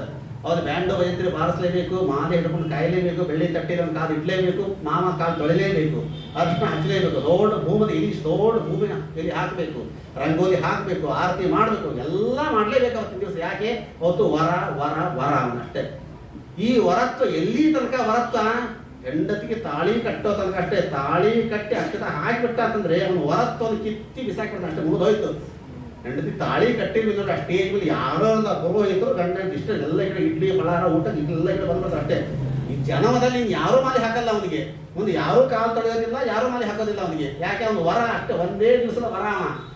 ನಮ್ಮ ಭಗವಂತ ಹೀಗೆ ವರಾನ ಅಂತಂದ್ರೆ ಸರ್ವತಾ ಸಾಧ್ಯ ಅಲ್ಲ. ಇವನು ವರ ಅಲ್ಲ, ಎಲ್ಲ ವರರ ಮಧ್ಯದ ಈಶ್ವರ ಇವನು. ಇವತ್ತು ಒಂದು ದಿವಸ ಮದುವೆ ಆಯ್ತು, ಇವತ್ತು ಒಂದೇ ದಿವಸ ಮಾಲೆ ಹಾಕಿದ್ದು ಅಲ್ಲ. ಸೀತಾ ಕಲ್ಯಾಣ, ರುಕ್ಮಿಣಿ ಕಲ್ಯಾಣ, ಶ್ರೀನಿವಾಸ ಕಲ್ಯಾಣ, ಪದ್ಮಾವತಿ ಕಲ್ಯಾಣ ನಡೀತಾನೇ ಇರುತ್ತೆ. ನಾಳೆನೇ ಬಂತು ಯಾವ ಶ್ರೀನಿವಾಸ ಕಲ್ಯಾಣ, ದಶಮಿ ದಿವಸ. ತಿರುಪತಿಗೆ ಹೋಗಿ ನೋಡ್ರಿ, ಅಲ್ಲಿ ವಿಕಾಸ ಶ್ರೀನಿವಾಸ ಕಲ್ಯಾಣ ನಿತ್ಯ ನಡೀತಾನೇ ಇರುತ್ತೆ. ಇಂತಹ ಯಾವ ವರ ಅಲ್ಲ, ಈಶ್ವರನಿಗೆ ಮಾಲೆಯನ್ನು ಹಾಕಿ ಪಕ್ಕದಲ್ಲಿ ನಿಲ್ತಾ ಇದ್ದಾಳೆ ಯಾವ ಮಹಾಲಕ್ಷ್ಮಿ. ಮುಂದೆ ಮತ್ತೆ ಸಮುದ್ರ ಮತನ ಮುಂದೆ ಬರದಾಗ ಸಾಕ್ಷಾತ್ ಪರಮಾತ್ಮ ಧನ್ವಂತರಿ ಇತಿ ಖ್ಯಾತಃ ಆಯುರ್ವೇದಾದಿ ಇತಿರ್ಯವಾದ್. ಧನ್ವಂತರಿ ನಾಮಕನಾಗಿ ಪರಮಾತ್ಮ ಕೈಯಲ್ಲಿ ಅಮೃತ ಕಲಶವನ್ನು ಹಿಡಿದುಕೊಂಡು ತಾನು ಬರ್ತಾ ಇದ್ದ ಅಂತ ನಾವೆಲ್ಲ ಏನು ಹೇಳ್ತಾ ಇದ್ದೇವೆ. ಅಮೃತ ಮಥನವನ್ನು ಮಾಡಿದರು, ಸಮುದ್ರ ಮಥನ ಮಾಡಿದ್ರು, ಅಮೃತ ಬಂತು ಅಂತ ಹೇಳಿ ಬಂದದ್ದಲ್ಲ, ಪರಮಾತ್ಮ ತಂದದ್ದು. ತಂದ ಅಂತ ಬಂತೆ ಹೊರತಾಗಿ ಹಿಂದೆ ಬರ್ತಾ ಇರಲಿಲ್ಲ. ಯಾವಾಗ ಅಮೃತ ಕಲಶ ಬಂತೋ ಎಲ್ಲಾ ದೈತ್ಯರು ಬಂದಂತೆ ಪಟ್ಟಂತ ಕಿತ್ಕೊಂಡು ಓಡಿ ಬಿಡುವಂತೆ ಎಲ್ಲರೂ. ದೇವತೆಗಳನ್ನ ಮುಖ ನೋಡ್ತಾ ಕೂತ್ರು, ಅಯ್ಯೋ ಭಗವಂತ ಇದೇನು ಮಾಡಿದಿ ನೀನು, ಇದಕ್ಕೋಸ್ಕರವಾಗಿ ಅಮೃತಕ್ಕೋಸ್ಕರ ಇಷ್ಟೆಲ್ಲ ಒದ್ದಾಡಿದ್ವಿ, ಇಷ್ಟೆಲ್ಲ ಕಷ್ಟಪಟ್ವಿ, ಕಲಶ ಹೊರಟೋಯ್ತಲ್ಲ. ಅವನು ಬೇಕು ಅಂತಲೇ ಬಿಟ್ಟ, ತಪ್ಪು ಮಾಡ್ಲಿ ಅಂತಲೇ ಬಿಟ್ಟ. ಅವನು ದೇವರು ಹೇಳ್ದ, ಸಮಾಧಾನ ಮಾಡಿದ, ನಾನು ಇದ್ದೇನೆ, ವಿಚಾರ ಮಾಡಬೇಡ್ರಿ. ಅಮೃತ ಕಲಶ ತಗೊಂಡು ಹೋಗ್ಯಾರ ಎಲ್ಲ ದೈತ್ಯರು. ಒಬ್ಬರ ಕೈಯಿಂದ ಅವರು ಕಿತ್ತಾಡ್ತಾ ಇದ್ದಾರೆ, ನನಗೆ ಅಹಂಪೂರ್ವಂ ನನಗೆ ಕಿತ್ತಾಡ್ತಾ ಇದ್ದಾರೆ ಹೊರತಾಗಿ ಒಬ್ಬರು ಅಮೃತ ಕುಡಿತಾ ಇಲ್ಲ. ಅಮೃತ ಕಲಶ ಕೈಯಲ್ಲಿ ಇದೆ, ಅಮೃತ ಮಾತ್ರ ಬಾಯಿಗೆ ಹೋಗ್ತಾ ಇಲ್ಲ. ಇದು ಪರಮಾತ್ಮನ ಸಂಕಲ್ಪ. ಆ ದೈತ್ಯರ ಸಾಲಿನಲ್ಲೇ ಇವತ್ತು ನಾವೆಲ್ಲ ಇದ್ದವರು. ಹಾಗೆ ಪರಮಾತ್ಮ ನಮ್ಮ ಕೈಗೆ ಅಮೃತ ಕೊಟ್ಟಾನ, ಅಮೃತ ತಿನ್ಲಿಕ್ಕೆ ಆಗ್ತಾ ಇಲ್ಲ. ಶುಗರ್ ಫ್ಯಾಕ್ಟರಿ ಓನರು ಡಯಾಬಿಟಿಸ್ ಕೊಟ್ಬಿಡ್ತಾನೆ ನಮಗಿಷ್ಟೇ. ಡಯಾಬಿಟಿಸ್ ಇಟ್ಕೊಂಡ್ರೆ ಗತಿ. ನಮಗೆಲ್ಲ ಇವತ್ತು ಸಮೃದ್ಧ ಮನೆಯಲ್ಲಿ ಎಲ್ಲ ಇದೆ. ಇವತ್ತು ಅಕ್ಕಿ ಇದೆ, ಬೇಳೆ ಇದೆ, ತುಪ್ಪ ಇದೆ, ಎಲ್ಲ ಇದೆ. ಆದ್ರೆ ಪರಮಾತ್ಮ ಮೇಲನ್ನು ಅಂಕುಶ ಇಟ್ಬಿಟ್ಟಾನ ಅಷ್ಟೇ. ಸಕ್ಕರೆ ತಿಂತೀಯ, ಡಯಾಬಿಟಿಸ್ ಇದೆ, ಹುಷಾರು, ತಿನ್ಲಿಕ್ಕೆ ಹೋಗ್ಬೇಡ. ಖಾರ ತಿಂತೀಯ, ಬ್ಲಡ್ ಪ್ರೆಷರ್ ಇದೆ, ತಿನ್ಲಿಕ್ಕೆ ಹೋಗ್ಬೇಡ. ಎಣ್ಣೆ ತುಪ್ಪ ತಿಂತೀಯ, ಕೊಲೆಸ್ಟ್ರಾಲ್, ತಿನ್ಲಿಕ್ಕೆ ಹೋಗ್ಬೇಡ. ಎಲ್ಲಾ ಮನೆಗಳು ಇಟ್ಕೊಂಡಿವಿ, ಯಾವುದು ತಿನ್ಲಿಕ್ಕೆ ಆಗ್ತಾ ಇಲ್ಲ. ಮೊದಲಿನ ಕಾಲಕ್ಕೆಲ್ಲ ನಾವು ಹಿಂದೆ ಸಣ್ಣವರಿದ್ದಾಗ ಯಾರು ತುಪ್ಪದಲ್ಲಿ ಕಡವ ಕರ್ಕೊಂಡು ತುಪ್ಪ ಕಡವ ಹೋಳಿ ತಿಂತಾ ಇದ್ರು ದೊಡ್ಡ ಶ್ರೀಮಂತರು ಅಂತ ನಾವು ಲೆಕ್ಕ ಹಾಕಿದ್ವಿ. ಇವತ್ತು ಹಂಗಲ್ಲ. ಯಾರ ಮನೆಯಲ್ಲಿ ರಾಗಿ ಗುಂಜಿ ಓಡಿಸಿ ಇದ್ಕೊತ್ ಹೋದ್ರು ಬಹಳ ದೊಡ್ಡ ಶ್ರೀಮಂತರು ಇವತ್ತು ಅವರು ಈ ಲೆಕ್ಕಕ್ಕೆ ಬಂದ್ಕೋತೀವಿ ನಾವೆಲ್ಲ ಇವತ್ತು. ಯಾಕೆಂದ್ರೆ ಅಂತ ಅಮೃತ ಕಲಶ ಕೊಟ್ಟ ನಮ್ಮ ಕೈಯಾಗೆ. ಹಿಂದೆ ಅಮೃತನೇ ಕೊಟ್ಟಿದ್ದ, ಇವತ್ತು ಅಮೃತ ಕಲಶ ಕೊಟ್ಟಾನ, ಆದ್ರೆ ಅಮೃತ ನಮಗೆ ಬಾಗಿ ಸಿಗ್ತಾ ಇಲ್ಲ. ದೈತ್ಯರ ಥರ ಆಗಿ ಕೂತೀವಿ ನಾವೆಲ್ಲ ಇವತ್ತು. ಅಂತಹ ಯಾವ ಪರಿಸ್ಥಿತಿ ದೈತ್ಯರಿಗೆ ಬಂದಾಗ ಸಾಕ್ಷಾತ್ ಭಗವಂತ ಒಂದು ಅದ್ಭುತವಾದ ರೂಪ ತಗೊಂಡು ನೋಡ್ರಿ. ಎಂತಹ ರೂಪ ಅದು, ಹೆಣ್ಣಿನ ರೂಪ. ಗಂಡಸಿಲ್ಲದ ಈ ಹೆಣ್ಣಿಗೆ ಇಂತಹ ಹೆಣ್ಣನ್ನ ನಾನೆಲ್ಲೂ ಕಾಣೇನಿ. ಏನು ವಯ್ಯಾರ, ಏನು ಸೌಂದರ್ಯ, ಏನು ಎಲ್ಲಾ ಸೌಂದರ್ಯವನ್ನ ಮೀರಿಸತಕ್ಕಂಥ ಸೌಂದರ್ಯ ಹೊತ್ತುಕೊಂಡು ಬಂದಂತೆ ಝಲ್ ಝಲ್ ಝಲ್ ಕಾಲಿಡ್ತಾ ಬರ್ತಾ ಇದ್ದಾಳೆ. ದೈತ್ಯರ ಮುಂದೆ ಬಂದು ಈ ರೂಪ ರಾಶಿಯನ್ನ ನೋಡಿದಾಗ ದೈತ್ಯರಿಗೆ ಅಮೃತನೂ ಬೇಡ ಅನಿಸ್ತಂತವ್ರಿಗೆ. ಅಮೃತಕ್ಕಿಂತಲೂ ಅತ್ಯಂತ ಸುಂದರವಾದ ರೂಪ. ಎಲ್ಲಾ ದೈತ್ಯರ ಮುಂದೆ ಆಕೆ ಕೈ ಕೊಟ್ಬಿಡ್ತಾರೆ. ಹೇ ಹೆಣ್ಣೆ, ಇತ್ತು ಅಮೃತ ಕಲಶ ಸಿಕ್ಕದ್ ನಮ್ಮ ಕೈಗೆ, ನೀನೇ ನಿನ್ನ ಕೈಯಿಂದ ಬಡಿಸು ಅಂತ ಕೊಟ್ಬಿಟ್ರಂತೆ. ಅವಳು ಮತ್ತು ವಾಪಸ್ ಅಯ್ಯೋ ಬೇಡ, ಯಾರಿಗೆ ಹೆಚ್ಚಾಗ್ತೀನೋ, ಯಾರಿಗೆ ಮೊದಲು ಹಾಕ್ತೀನೋ, ತಂಟೆ ಬೇಡ ಮತ್ತು ವಾಪಸ್ ಕೊಟ್ಬಿಟ್ಲು. ಇಲ್ಲ, ನೀ ಯಾರಿಗೆ ಮೊದಲು ಹಾಕ್ತೀಯೋ ಅವರೇ ತಿಂತೀವಿ, ಎಷ್ಟು ಹಾಕ್ತೀಯೋ ಅಷ್ಟೇ ಕೊಡ್ತೀವಿ, ನಿನ್ನ ಕೈಯಿಂದ ಬಂದದ್ದೇ ಅಮೃತ, ನೀನೇ ಕೊಟ್ಬಿಡ್ರಂತೆ. ಮತ್ತೆ ಇಸ್ಕೊಂಡ ಅಮೃತ ಕಲಶವನ್ನ. ಎಂತಹ ಹೆಣ್ಣು ಅದು. ಆ ಎಲ್ಲ ಅವ್ರು ಹೇಳಿದ್ರು, ನಾನು ಒಂದು ಹೆಣ್ಣು ಬಡಿಸ್ಬೇಕಾಗ್ತದೆ, ನೀವೆಲ್ಲ ಸಾಲು ಹಿಡ್ಕೊಡ್ರಿ. ದೇವತೆಗಳು ಒಂದು ಸಾಲು, ದೈತ್ಯರ ಒಂದು ಸಾಲು ಮಾಡಿಬಿಟ್ಟ, ಒಂದು ಸಾಲು ಮಾಡಿಸಿಬಿಟ್ಟ. ಹೇಳಿದ ಒಬ್ಬಳು ಹೆಣ್ಣು ಬಡಿಸಬೇಕು, ಎಲ್ಲರೂ ಕಣ್ಣು ಮುಚ್ಕೊಳ್ರಿ ಅಂತ ಹೇಳ್ಬಿಟ್ಟ. ಸರಿ, ಎಲ್ಲರೂ ಕಣ್ಣು ಮುಚ್ಕೊಂಡ್ರು. ಯೋಗ ವಿಭಾಗ ಮಾಡ್ಕೊಡ್ರಿ ಅಂತ ಹೇಳ್ತಾರೆ ಅಷ್ಟೇ. ದೇವತೆಗಳು ಕಣ್ಣು ಮುಚ್ಕೊಳ್ರಿ ಅಂತಂದ್ರೆ ನನ್ನ ಧ್ಯಾನ ಮಾಡ್ರಿ, ದೈತ್ಯರು ಕಣ್ಣು ಮುಚ್ಕೊಂಡ್ರೆ ನಿದ್ದೆ ಮಾಡ್ರಿ ಅಷ್ಟೇ. ಇಬ್ರು ಒಂದೊಂದು ವಿಭಾಗ ಮಾಡಿಕೊಟ್ಟ. ಬಡಿಸಿದಂತೆ ಅಮೃತವನ್ನ ಹೆಂಗ ಬಡಿಸಿದ ಇವನು. ಎಲ್ಲಾ ದೇವತೆಗಳೆಲ್ಲ ಅಮೃತ ಬಳಸ್ತಾ ಇದ್ದಾನೆ. ಅವಳು ಹೆಜ್ಜೆ ಶಬ್ದ, ಬಳೆ ಶಬ್ದ, ಕುಡಿಯೋ ಶಬ್ದ ಎಲ್ಲ ದೈತ್ಯರಿಗೆ ಕೇಳಿಸ್ತಾ ಇದೆ. ಅಮೃತ ಮಾತ್ರ ದೇವತೆಗಳಿಗೆ ಸಿಗ್ತಾ ಇದೆ ಅಂತೆ. ಬಸ್ಸಿನಲ್ಲಿ ಬರೆದಿರ್ತಾರಲ್ಲ, ಶಬ್ದ ನಮಗೆ, ಧಾರೆ ನಿಮಗೆ ಅಂತ. ಶಬ್ದ ನಿಮಗೆ, ಅಮೃತ ನಮಗೆ ಅಂತೇಳಿ ಎಲ್ಲ ಅಮೃತ ಇವರಿಗೆ, ಶಬ್ದ ಮಾತ್ರ ದೈತ್ಯರಿಗೆ. ಸಾಹ ಕೂತ ಕಣ್ಣು ಹಾಗೆ ಎಲ್ಲ ಅಮೃತ ಬಡಿಸಿದ, ಎಲ್ಲ ದೇವತೆ ಕುಡಿತಾ ಇದ್ದಾರೆ.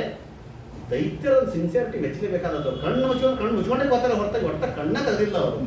ಅದಕ್ಕಾಗಿ ದಾಸ್ ಹೇಳ್ತಾರಲ್ಲ, ಮಂದರ ಗಿರಿ ತಂದು ಸಿಂಧುವಿನೊಳಗಿಟ್ಟು ಚಂದದಿ ಕಡೆದು ಅಮೃತವ ತೆಗೆದು ಇಂದೂ ಮುಖಿಯೇ ನೀ ಬಡಸೆಂದು ಕೊಟ್ಟರೆ ಬಂಧನ ಎನ ಮಾಡಿ ದೈತ್ಯರ ವಂಚಿಸಿದ ಇಂಥ ಹೆಣ್ಣನ್ನು ನಾನೆಲ್ಲೂ ಕಾಣೇನು. ಅಂತ ಹೆಣ್ಣು, ಅದ್ಭುತವಾಗಿರ್ತಕ್ಕಂಥ ಹೆಣ್ಣು, ಹೆಂಗೆ ಮಮ ಮಾಯಾ ದುರತ್ಯ ಅಂತ ದುರ್ಗಾದೇವಿ ಅಂತ ಶಕ್ತಿ ಇದ್ದಾಗ ಅವನ ಗಂಡನಾಗ ಪರಮಾತ್ಮನ ಎಲ್ಲ ದೈತ್ಯರನ್ನ ವಂಚಿಸಿದ. ಕೊನೆಗೆ ಒಬ್ಬ ಕೂತಿದ್ದ ರಾಹು, ಕೊನೆಯ ಸಾಲು ದೈತ್ಯರ ಸಾಲಿನಲ್ಲಿ ದೈತ್ಯ ಅವರು ಕೊನೆಯ ಸಾಲು ಕೂತಿದ್ದ. ಸ್ವಲ್ಪ ಸಣ್ಣ ಕಂಡುಬಿಟ್ಟು ನೋಡಿದ ಎಲ್ಲ ಅರ್ಥವಾಗೋಯ್ತು. ಇದೆಲ್ಲ ಮೋಸವಾಗಿದೆ ಅಂತ ಅರ್ಥ ಆಗೋಯ್ತು. ಸೀರಿ ಗಲಾಟೆ ಮಾಡಿದ್ರೆ ಏನಾಗತ್ತೆ, ಮತ್ತೆ ಗಲಾಟೆ, ಯುದ್ಧ, ಬಡಿ ಇಷ್ಟೇ ಆಗತ್ತೆ. ನನಗೂ ಸಿಗಲ್ಲ, ಇವ್ರಿಗೂ ಸಿಗಲ್ಲ. ಯಾಕೆ ಬೇಕಾಗಿತ್ತು ಅಂತೇಳಿ ಟಕ್ಕ ಗಲಾಟೆನ ಮಾಡಲಾರ್ದಂಗೆ ಈ ದೈತ್ಯರ ಸಾಲಿಂದ ದೇವತೆ ಸಾಲಿಗೆ ಪಟ್ಟದ ಪಲಾಯನ ಮಾಡಿಬಿಟ್ಟ. ಈ ಸಲ ಜಂಪ್ ಮಾಡಿ ಈಗಡೆ ಕೂತ್ಬಿಟ್ಟ. ಅವತ್ತೇ ಶುರುವಾಯ್ತು ಪಕ್ಷಾಂತರಗಳು. ಶುರುವಾಗ್ತದೆ ಅವತ್ತಿಂದ. ಈ ಪಕ್ಷದಿಂದ ಆ ಪಕ್ಷ, ಆ ಪಕ್ಷ ಈ ಪಕ್ಷ ಹಾರಾಟ ಶುರುವಾಯ್ತು ನೋಡ್ರಿ.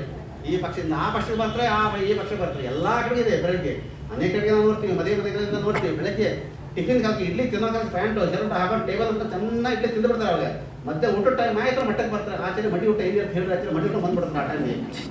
ಫಲಾರದ ಪಕ್ಷದಿಂದ ಊಟದ ಪಕ್ಷಕ್ಕೆ ಬರ್ತಾರೆ ಆ ಟೈಮ್ನಲ್ಲಿ. ಪಕ್ಷಾಂತರಗಳಂದ್ರೆ ಇಲ್ಲ. ರಾಹು ಇದಕ್ಕೆಲ್ಲ ಮೂಲ. ಎಲ್ಲರಿಗೂ ಅಮೃತ ಬಡಿಸ್ತಾ ಇನ್ನು ರಾಹುನ ಕೈಗೂ ಅಮೃತ ಹಾಕಿದ. ಹುಚ್ಚು ರಾಹುನ ಕೈಗೆ ಅಮೃತ ಹಾಕಿ ಟಕ್ಕದ ಕುಡಿಬಾರ್ದ, ಇನ್ನು ಸ್ವಲ್ಪ ಹಾಕ್ತಾನ ಅಂತ ನೋಡ್ತಾ ಕೂತಂತೀವಿ ನಾವು. ಅದಕ್ಕೆ ಅವರ ಆಲಸ್ಯ ಅಮೃತಂ ವಿಷಂ. ಆಲಸ್ಯ ಮಾಡಿದ್ರೆ ಅಮೃತವೂ ಕೂಡ ವಿಷ ಆಗಿ ಹೋಗತ್ತೆ. ಆಗ ಹಾಕಿ ಕುಡಿಬೇಕನ್ನೋ ಅಷ್ಟೊತ್ತಿಗೆ ಸೂರ್ಯ ಚಂದ್ರ ಇಬ್ಬರು ಹೇಳಿದಂತೆ, ಭಗವಂತ ಹೋಗಿ ಅವನ ಕೈ ಹಾಕಿದೆಲ್ಲ, ಅವನು ದೈತ್ಯ ಅವನು ತಂದಾಗ ಕಟ್ಟದ ಬಾಯಿಗೆ ಹಾಕೊಂಡ್ಬಿಟ್ಟ. ಇವನು ಬಾಯಲ್ಲಿ ಅಮೃತ ಹಾಕಿದ ತಕ್ಷಣ ಪರಮಾತ್ಮ ತನ್ನ ಚಕ್ರನ ಕುತ್ತಿಗೆ ಕತ್ತರಿಸಿಬಿಟ್ಟಂತ. ಬಾಯಲ್ಲಿ ಮಾತ್ರ ಅಮೃತ ಬಿದ್ದದ, ಕುತ್ತಿಗೆ ಒಳಗೆ ಹೋಗಿಲ್ಲ. ಅಷ್ಟ ಕುತ್ತಿಗೆ ಕತ್ತರಿಸಿಬಿಟ್ಟ. ಹೀಗಾಗಿ ರುಂಡಗಳ ಬೇರೆ ಅಮೃತದ ಸ್ಪರ್ಶ ಆದದ್ದರಿಂದಾಗಿ ಅದು ಹೇಳ್ತಾರೆ, ರಾಹುವಿನ ಬಾಯಲ್ಲಿ ಒಳಗೆ ಹೋಯ್ತು, ಕುತ್ತಿಗೆ ಕತ್ತರಿಸಿದಾಗ ಅವನಿಗೆ ವಾಂತಿ ಆಯ್ತಂತೆ.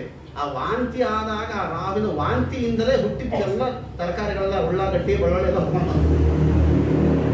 ಯಾಕೆ ಉಳ್ಳಾಗಡ್ಡಿ ಬೆಳ್ಳುಳ್ಳಿ ನಿಷೇಧ ಅಂತಂದ್ರೆ ಅವನು ರಾಹುನ ಒಂದು ದೈತ್ಯದ ಬಾಯಿಂದ ಬಂದದ್ದು ಅದು.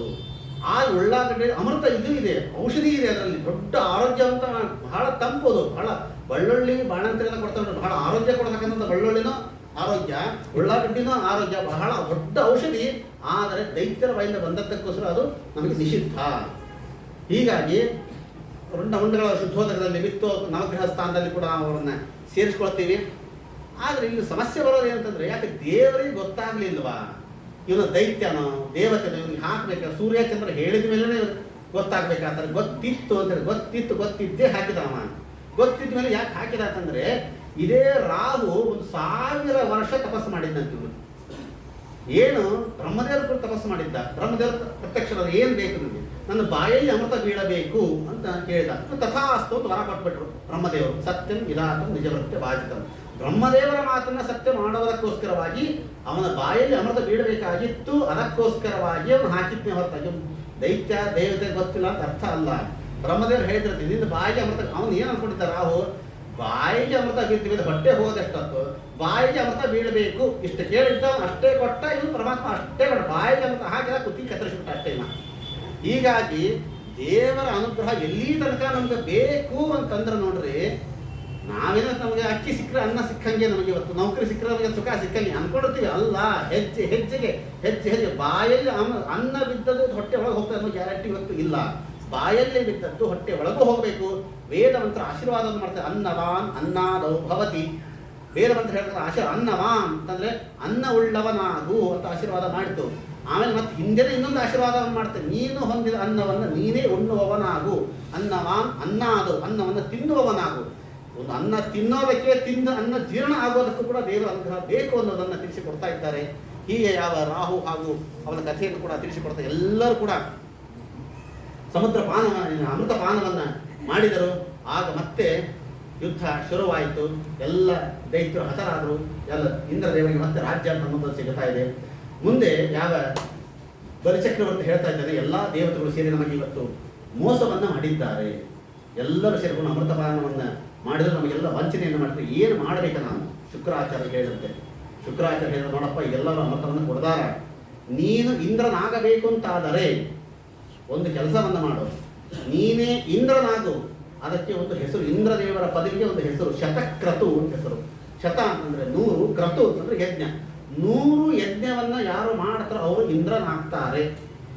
ಇವು ನನ್ನ ಸರಿ ಆಯ್ತು, ಹಾಗಾದ್ರೆ ನೀವೇ ಪುರೋಹಿತರು ನಾನೇ ಯಜಮಾನ ಮಾಡಿಸ್ರಿ, ನೀವು ಮಾಡೇ ಬಿಡೋಣ ಅಂತಂದ ಇವನು. ಸರಿ ಆಯ್ತು ಅಂತೇಳಿ ಒಂದು 100 ಯಜ್ಞವನ್ನು ಮಾಡಿ ಶುರು ಮಾಡಿಬಿಟ್ರು ಶುಕ್ರಾಚಾರ್ಯರು. ಇವನು ಬಲಚಕ್ರವರ್ತಿ ಮಾಡಿದ 99 ಯಜ್ಞ ನಿರಾತಂಕವಾಗಿ ಆಗೋಯ್ತು. ಇದು ಕೊನೆಯ ಒಂದೇ ಒಂದು ಯಜ್ಞ ಉಳಿದಿತ್ತು ಅಷ್ಟೇ, ಒಂದೇ ಒಂದು ಯಜ್ಞ. ಆ ಒಂದು ಯಜ್ಞದ ಪೂರ್ಣಾಹುತಿ ಆಯಿತು ಅಂತಾದರೆ ಮತ್ತೆ ಇಂದ್ರದೇವರು ಸೀಟು ಬಿಟ್ಟು ಕೆಳಗೆ ಇಳಿಬೇಕು, ಬಲಚಕ್ರವರ್ತಿ ಕೂಡಬೇಕು. ಈ ಪರಿಸ್ಥಿತಿ ಬಂತು. ಮತ್ತೆ ಅದಿತಿ ಅಳ್ಳಿಕ್ಕೆ ಶುರು ಮಾಡಿಲ್ಲ. ಅದಿತಿ ಹೇಳ್ತಾ ಇದ್ದಾರೆ, ಅಳತಾ ಕೂತಂತೆ. ಮತ್ತೆ ನಮ್ಮ ಮಕ್ಕಳಿಗೆ ದೇವರಿಗೆಲ್ಲ ಸ್ಥಾನ ಹೋಯ್ತಲ್ಲ, ಏನು ಮಾಡಬೇಕು? ಅಳತಾ ಕೂತಾಗ ಆಶ್ರಮಕ್ಕೆ ಕಶ್ಯಪರು ಬರ್ತಾರೆ. ಗಂಡ ಕಶ್ಯಪರ ಹಣೆ ಬರ ಏನು ಅಂತ ಈ ಕಡೆಗೆ ದಿತಿಗೆ ಸಮಾಧಾನ ಮಾಡಬೇಕು, ಅದಿತಿಗೆ ಸಮಾಧಾನ ಮಾಡಬೇಕು. ಕಶ್ಯಪರ ಆಶ್ರಮಕ್ಕೆ ಬಂದಾಗ ದುಃಖದಲ್ಲಿ ಕೂತಿದ್ದಂತೆ. ಕಶ್ಯಪರು ಕೇಳಿದಂತೆ, ಗಂಡ ಹೆಂಡತಿ ಕೇಳ್ತಾನೆ, ಯಾಕೆ ದುಃಖದಲ್ಲಿ ಕೂತಿದ್ದೀಯಾ, ಯಾಕೆ ಇಷ್ಟೊಂದು ಬೇಜಾರಲ್ಲಿ ಕೂತಿದ್ದೀಯಾ? ಕೆಲವು ಮಾತುಗಳನ್ನು ಕೇಳ್ತಾರೆ, ಬಹಳ ಸುಂದರವಾದ ಮಾತು. ಹೆಣ್ಣು ಮನೆ ಇರಬೇಕು ಅನ್ನೋದನ್ನು. ಇಷ್ಟು ದಿನ ಬೇಜಾರಿಗೆ ಕಾರಣ ಏನು? ಮನೆಗೆ ಬಂದ ಅತಿಥಿಗಳಿಗೆ ಏನಾದರೂ ತೊಂದರೆ ಆಯಿತಾ, ಅಥವಾ ದೇವತಾ ಪೂಜೆಯಲ್ಲಿ ಏನಾದರೂ ವ್ಯತ್ಯಾಸವಾಯಿತಾ, ಅಥವಾ ಏನಾದರೂ ಯಜ್ಞ ಯಾಗಾದಿಗಳಲ್ಲಿ ಏನಾದರೂ ತೊಂದರೆ ಆಯಿತಾ, ಅಥವಾ ಏನಾದರೂ ಮಕ್ಕಳಿಗೆ ತೊಂದರೆ ಆಯಿತಾ? ಎಲ್ಲ ಅಂದರೆ ನಾವು ಯಾವಾಗ ಬೇಜಾರು ಪಟ್ಕೊಳ್ಬೇಕು ಹೆಂಡತಿಯರು ಅನ್ನೋದನ್ನು ತಿಳಿಸಿಕೊಡ್ತಾರೆ. ದೇವತಾ ಪೂಜೆಯಲ್ಲಿ, ದೇವರ ಆರಾಧನೆಯಲ್ಲಿ ಅತಿಥಿ ಸತ್ಕಾರ ತೊಂದರೆ ಆದರೆ ಬೇಜಾರು ಪಟ್ಕೊಳ್ಬೇಕು ಅಂತ ಅವತ್ತಿನ ಕಾಲದ ಗಂಡರು ಹೆಂಡಂದ್ರೆ ಕೇಳತಕ್ಕಂಥ ಪದ್ಧತಿಗಳು ಇರುತ್ತೆ. ಅದೇ ಇವತ್ತಿನ ಕಾಲದಲ್ಲಿ ನೋಡ್ರಿ, ಯಾರಾದರೂ ಗಂಡ ಆಫೀಸಿನ ಬರಲಿ, ಹೆಂಡತಿ ಬೇಜಾರಾಗಿ ಕೂತ್ಕೊಂಡಾಗ ಫಸ್ಟ್ ಕೇಳೋದೇನು, ಯಾಕೆ ಮೊಬೈಲ್ ನೆಟ್ವರ್ಕ್ ಖಾಲಿ ಆಗಿದೆಯಾ, ರೀಚಾರ್ಜ್ ಆಗಿಲ್ಲವಾ, ಯಾವ ಫೋನ್ ಮಾಡಿಲ್ವಾ, ವಾಟ್ಸಪ್ಪಲ್ಲಿ ಯಾವುದೋ ಮೆಸೇಜ್ ಬಂದಿಲ್ವಾ? ಇದೇ ಪ್ರಶ್ನೆಗಳು ಇವತ್ತು ಬರ್ತೇವೆ. ನಮ್ಮ ಮನೆ ಬರ ಹಂಗಾಗಿ ಗೊತ್ತಾಗಿರುತ್ತೆ. ನಾವು ಯಾವತ್ತು ದುಃಖ ಪಡಬೇಕು, ಯಾವುದಕ್ಕೆ ಸಂತೋಷ ಪಡಬೇಕು ಗೊತ್ತಾಗ್ತಾ ಇಲ್ಲ. ಕೊನೆಗೆ ಅತಿಥಿ ಹೇಳ್ತಾ ಇದ್ದಾಳೆ, ನನ್ನ ಮಕ್ಕಳಿಗೆ ರಾಜ್ಯವನ್ನು ಉಳಿಸಿಕೊಡಬೇಕು, ಅದಕ್ಕೊಂದು ಯಾವುದಾದ್ರು ವ್ರತವನ್ನು ಹೇಳ್ರಿ ಅಂತಂದಾಗ ಅದ್ಭುತವಾದ ಒಂದು ವ್ರತ ಪಯೋವ್ರತ ಅಂತ ಹೇಳ್ತಾರೆ. ಫಾಲ್ಗುಣ ಮಾಸದಲ್ಲಿ ಮಾಡತಕ್ಕಂಥ ವ್ರತ ಅದು. ಫಲ್ಗುಣಸ್ಯ ಮನೆ ಪಕ್ಷಿ ದ್ವಾರಸ್ಯ ಪಯೋವ್ರತ, 12 ದಿವಸಗಳ ಕಾಲ ಮಾಡ್ತಕ್ಕಂಥ ವ್ರತ. ಆ ವ್ರತವನ್ನು ಮಾಡು, ಅದ್ಭುತವಾಗಿರ್ತಕ್ಕಂಥ ಸಾಕ್ಷಾತ್ ಪರಮಾತ್ಮನೇ ಮಗನಾಗಿ ಬರ್ತಾನೆ ಅಂತಂದಾಗ ಅದಿತಿ ಕಶ್ಯಪರು ಸೇರಿಕೊಂಡು ಈ ಪಯೋವ್ರತವನ್ನು ಮಾಡ್ತಾರೆ. ಸರ್ವೋತ್ತಮನಾದ ಪರಮಾತ್ಮ ಬರೋದಕ್ಕೂ ಪಯೋವ್ರತವೇ ಕಾರಣವಾಯಿತು. ಜೀವೋತ್ತಮನಾದ ವಾಯುದೇವರು ವಾಸುದೇವನಾಗಿ ಬರೋದಕ್ಕೂ ಇದೇ ತೀವ್ರ ಈ ಪಯೋವ್ರತ ಇವರೇ ಕೃತಾಗ್ರಹಿ ಜಾಯಾಪತಿ ಗುಣಗಣಾರ್ಣ ಪುತ್ರ ಕಾಮವು. ಅದಕ್ಕೆ ಅಂತ ಪಯೋವ್ರತ ಶ್ರೇಷ್ಠವಾದಂತಹ ವ್ರತ ಇದು. 12 ದಿವಸಗಳ ವ್ರತವನ್ನು ಮಾಡ್ತಾರೆ. ಸಾಕ್ಷಾತ್ ಭಗವಂತ ಶ್ರಾವಣ ಮಾಸ ಶ್ರವಣಾಷ್ಟಮಿ ಅಭಿಷೇಕ ಮುಹೂರ್ತದಲ್ಲಿ ಸಾಕ್ಷಾತ್ ಪರಮಾತ್ಮ ವಾಮನನಾಗಿ ಅಲ್ಲಿ ಅವತಾರವನ್ನು ಮಾಡಿ ಬರ್ತಾ ಇದ್ದಂತೆ. ಎಂತಹ ವಯಸ್ಸಿನಲ್ಲಿ ಬಂದ ಪರಮಾತ್ಮ ಅಂತಂದ್ರೆ ಉಪನಯನಕ್ಕೆ ಯೋಗ್ಯವಾಗಿರ್ತಕ್ಕಂಥ ಕಾಲದಲ್ಲಿಯೇ ಪರಮಾತ್ಮ ಅಲ್ಲಿ ಬರ್ತಾ ಇದ್ದಂತೆ. ಮೋದಯ ಮಾಸ ಎಲ್ಲರೂ ಸೇರಿಕೊಂಡು ಸಂತೋಷದಿಂದ ಅವನಿಗೆ ಉಪನಯನವನ್ನು ಮಾಡ್ತಾ ಇದ್ದಂತೆ. ಉಪನಯನಕ್ಕೆ ಬೇಕಾಗಿರ್ತಕ್ಕಂಥ ಎಲ್ಲ ಉಡುಗೊರೆಗಳನ್ನು ಒಬ್ಬೊಬ್ಬರು ಒಂದೊಂದು ರೀತಿಯ ಉಡುಗೊರೆಯನ್ನು ಕೊಟ್ಟಿದ್ದಾರೆ. ಬೃಹಸ್ಪತಿಗಳು ಒಂದು ಬ್ರಹ್ಮಸೂತ್ರವನ್ನು ಕೊಡ್ತಾ ಇದ್ದಾರೆ. ಕಶ್ಯಪ ಮೇಘಲಾದಲು ತಂದೆ ಕಶ್ಯಪರು ಒಂದು ಉಡದಾರವನ್ನು ಕಟ್ತಾ ಇದ್ದಾರೆ. ಕೌಪಿನ ಆಚಾರನ ಮಾತ ತಾಯಿ ಒಂದು ಕೌಪಿನವನ್ನು ಹಾಕ್ತಾ ಇದ್ದಾಳಂತೆ. ಉಮಾ ಒಂದು ಭಿಕ್ಷೆಯನ್ನು ಹಾಕ್ತಾ ಇದ್ದಾಳಂತೆ. ಎಲ್ಲ ಸೇರಿಕೊಂಡು ಉಪನಯನವನ್ನು ಮಾಡಿಕೊಂಡು ಬಲಿಚಕ್ರವರ್ತಿ ಯಜ್ಞ ಮಂಟಪಕ್ಕೆ ಹೋಗ್ತಾ ಇದ್ದ. ಹೇಗೆ ಹೋಗ್ತಾ ಇದ್ದಾನು ವಾಮನವರ್ತಿ ಪರಮಾತ್ಮ, ಅದ್ಭುತವಾಗಿರ್ತಕ್ಕಂಥ ರೂಪ. ಅಜಿನ ದಂಡಕ ಮಂಡಲ ಮೇಖಲ ರುಚಿರ ಪಾವನ ವಾಮನ ಮೂರ್ತಿ ಅಂತ ವಾಮನವರ್ತಿ ಪರಮಾತ್ಮ ಅವನ ಹೆಸರೇ ತಿಳಿಸಿಕೊಡ್ತಾ ಇದೆ. ವಾಮನ, ವಾಮ ಅಂತಂದ್ರೆ ಮೋಸ. ಇವನು ಮೋಸಗಾರನಲ್ಲ, ವಾಮನ ಇವನು ಮೋಸಗಾರನಲ್ಲ ಅಂತ ಹೇಳೋದಕ್ಕೆ ವಾಮನ ಇವನು ಪರಮಾತ್ಮ. ಹೋಗುವಾಗ ಸ್ವಾನು ಪದೇ ಪದೇ ಈ ಒಂದು ಹೆಜ್ಜೆಯನ್ನು ಭೂಮಿ ಮೇಲೆ ಇಟ್ಟರೆ ಭೂಮಿ ಹೀಗೆ ವಾಲ್ತಾ ಇತ್ತಂತೆ. ಈ ಹೆಜ್ಜೆ ಇಟ್ಟರೆ ಹೀಗೆ ವಾಲ್ತಾ ಇತ್ತಂತೆ. ಹೀಗೆ ಭೂಮಿ ಅಲ್ಲೋಲ ಕಲ್ಲೋಲವಾಗ್ತಾ ಇದೆ ಇವನು ವಾಮನ ಹೆಜ್ಜೆಯಿಂದಾಗೆ. ಅಂತ ಹೆಜ್ಜೆ ಇಟ್ಟುಕೊಂಡು ಬಲಚಕ್ರವರ್ತಿಗೆ ಮಂಟಪಕ್ಕೆ ಹೋದ. ಬಲಚಕ್ರವರ್ತಿ ನೋಡಿದವನು ಆಶ್ಚರ್ಯವಾಯಿತು, ಆನಂದವಾಯಿತು. ಸ್ವಾಗತ ಅಂತೆ, ನಮಸ್ತುಭ್ಯಂ ಅವನು ಹೇಳ್ತಾ ಇದ್ದಾನೆ. ಒಳಗೆ ಕರೀತಾ ಇದ್ದಾನೆ ಅವನನ್ನು. ಅವನು ಹೇಳ್ದ, ನೀನು ಎಲ್ಲ ತಪಸ್ಸಿನ ಮೂರ್ತಿಯಾಗಿ ನೀನು ಬಂದಂತೆ ಕಾಣ್ತಾ ಇದ್ದೆ ಬ್ರಾಹ್ಮಣ, ಅದಕ್ಕೋಸ್ಕರವಾಗಿ ನೀನು ಬಂದಿದ್ದೀಯಾ. ಉತ್ತಮ ಆಸನವನ್ನು ಕೊಟ್ಟ, ಪಾದಪೂಜೆಯನ್ನು ಮಾಡಿದ. ಅವನು ಹೇಳ್ತಾ ಇದ್ದ ಬಲಚಕ್ರವರ್ತಿ, ನೀನು ಏನನ್ನೋ ಕೇಳಬೇಕು ಅಂತ ನಿನ್ನ ಮನಸ್ಸಿನಲ್ಲಿ ಇದೇನು ಅನಿಸ್ತಾ ಇದೆ. ನೀನು ಏನು ಕೇಳ್ತೀಯೋ ಕೇಳು, ಇವತ್ತು ಇಲ್ಲ ಅಂತ ಹೇಳೋದಿಲ್ಲ, ಎಲ್ಲವನ್ನ ಕೊಡ್ತೇನೆ, ಏನು ಕೇಳ್ತೀಯೋ ಕೇಳು ನೀನು ಅಂತಂದಾಗ ಮೊದಲಿಗೆ ಅವನನ್ನು ಹೊಗಳಿದ ಇವನು ವಾಮನ. ನೋಡಪ್ಪ, ಕುಲೋಚಿತವಾದ ಮಾತನ್ನು ಆಡ್ತಾ ಇದ್ದೆ. ಯಾರಾದ್ರೂ ಗೃಹಸ್ಥರನ್ನು ಹೋಗಿ ಕೊಡ್ತೀನಿ ಅಂತ ಕೊಡ್ರಿ ಬಿಸೋಬಾರ್ದು, ಸ್ವಲ್ಪ ಹೊಗಳಬೇಕು. ಬ್ರಾಹ್ಮಣರ ತಪ್ಪ ತಿಳಿಸಿಕೊಡ್ತಾನೆ ಇವನು ವಾಮನ. ಕುಲೋಚಿತವಾದ ಮಾತನ್ನು ಆಡ್ತದೆ. ನೀನೇ ಸಾಮಾನ್ಯನಾದವನಲ್ಲ, ನೀನು ನಿನ್ನ ಅಪ್ಪ ವಿರೋಚನ, ಅವನ ಅಪ್ಪ ಪ್ರಹ್ಲಾದನ ಮೊಮ್ಮಗ ನೀನು. ಇವರು ವಂಶ ಹೆಣ್ಣು ಮದನ್ನು ನೋಡ್ರಿ. ಇವರೆಲ್ಲ ಕಶ್ಯಪರು ಮಹಾ ಸಾತ್ವಿಕರು. ಕಶ್ಯಪನ ಮಗ ಅವನು ಹಿರಣ್ಯಕಶಿಪು ಮಹಾದುಷ್ಟ, ಹಿರಣ್ಯಕಶಿಪುವಿನ ಮಗ ಪ್ರಹ್ಲಾದ ಮಹಾಸಾತ್ವಿಕ, ಪ್ರಹ್ಲಾದನ ಮಗ ವಿರೋಚನ ಮಹಾದುಷ್ಟ, ಹಿರಣ್ಯನ ಮಗ ಯಾವ ಬಲಿಚಕ್ರವರ್ತಿ ಮಹಾಸಾತ್ವಿಕ. ಈಗ ದುಷ್ಟ ಸಾತ್ವಿಕ ಧಾರಣೆ ಪಾರಣೆ ಹೊರತಾ ಇದ್ದಾಗ ಇವರು ಒಂಥರ ಇದು ಹಾಗೇ ಬಂದದ್ದು ಇವರು. ಅಂಥ ಯಾವ ಬಲಿಚಕ್ರವರ್ತಿ ಬಂದು ಇವ್ರು ಹೇಳ್ತಾ ಇದ್ದಾರೆ, ಬಲಿಚಕ್ರವರ್ತಿ ಹೇಳಿದ ಬೇಕಾಷ್ಟು ನೀವು ದಾನವನ್ನು ಮಾಡಿದ್ದಾರಪ್ಪ ನಿನ್ನ ವಂಶದವರು, ನೀನು ಏನೋ ಕೊಡ್ತೇನೆ ಅಂತ ಹೇಳ್ತಾ ಇದ್ದೀಯಾ, ಕೊಡ್ತಾ ಇದ್ದೀಯ ಅಂತ ಹೇಳ್ತಾ ಇದ್ದಾನೆ. ಸಂಹಿತಾನಿ ಪದಾನಮ ಪದಾನಿ ತ್ರೀಣಿ ದೈತ್ಯೇಂದ್ರ ಸಂಹಿತಾನಿ ಪದಾನಮ, ನನ್ನ ಪಾದದಿಂದ 3 ಹೆಜ್ಜೆ ಭೂಮಿಯನ್ನು ಕೊಡು ನೀನು ಸಾಕು. ಇಲ್ಲಿ ಬಲಿಚಕ್ರವರ್ತಿ ತಪ್ಪು ಮಾಡಿದ. ಅವನು ಹೇಳ್ದ ಬಾಲೋ ಬಾಲಶಮತಿ, ನಿನ್ನ ಬುದ್ಧಿ ಬಾಲ ಬುದ್ಧಿ ಇದ್ದಂತೆ ಇದೆ. ಯಾರ ಹತ್ರ ಬಂದು ಏನು ಕೇಳಬೇಕಂತ ಅನ್ನೋ ಪರಿಜ್ಞಾನ ನನಗೆ ಸಿಗ್ತಾ ಇಲ್ಲ.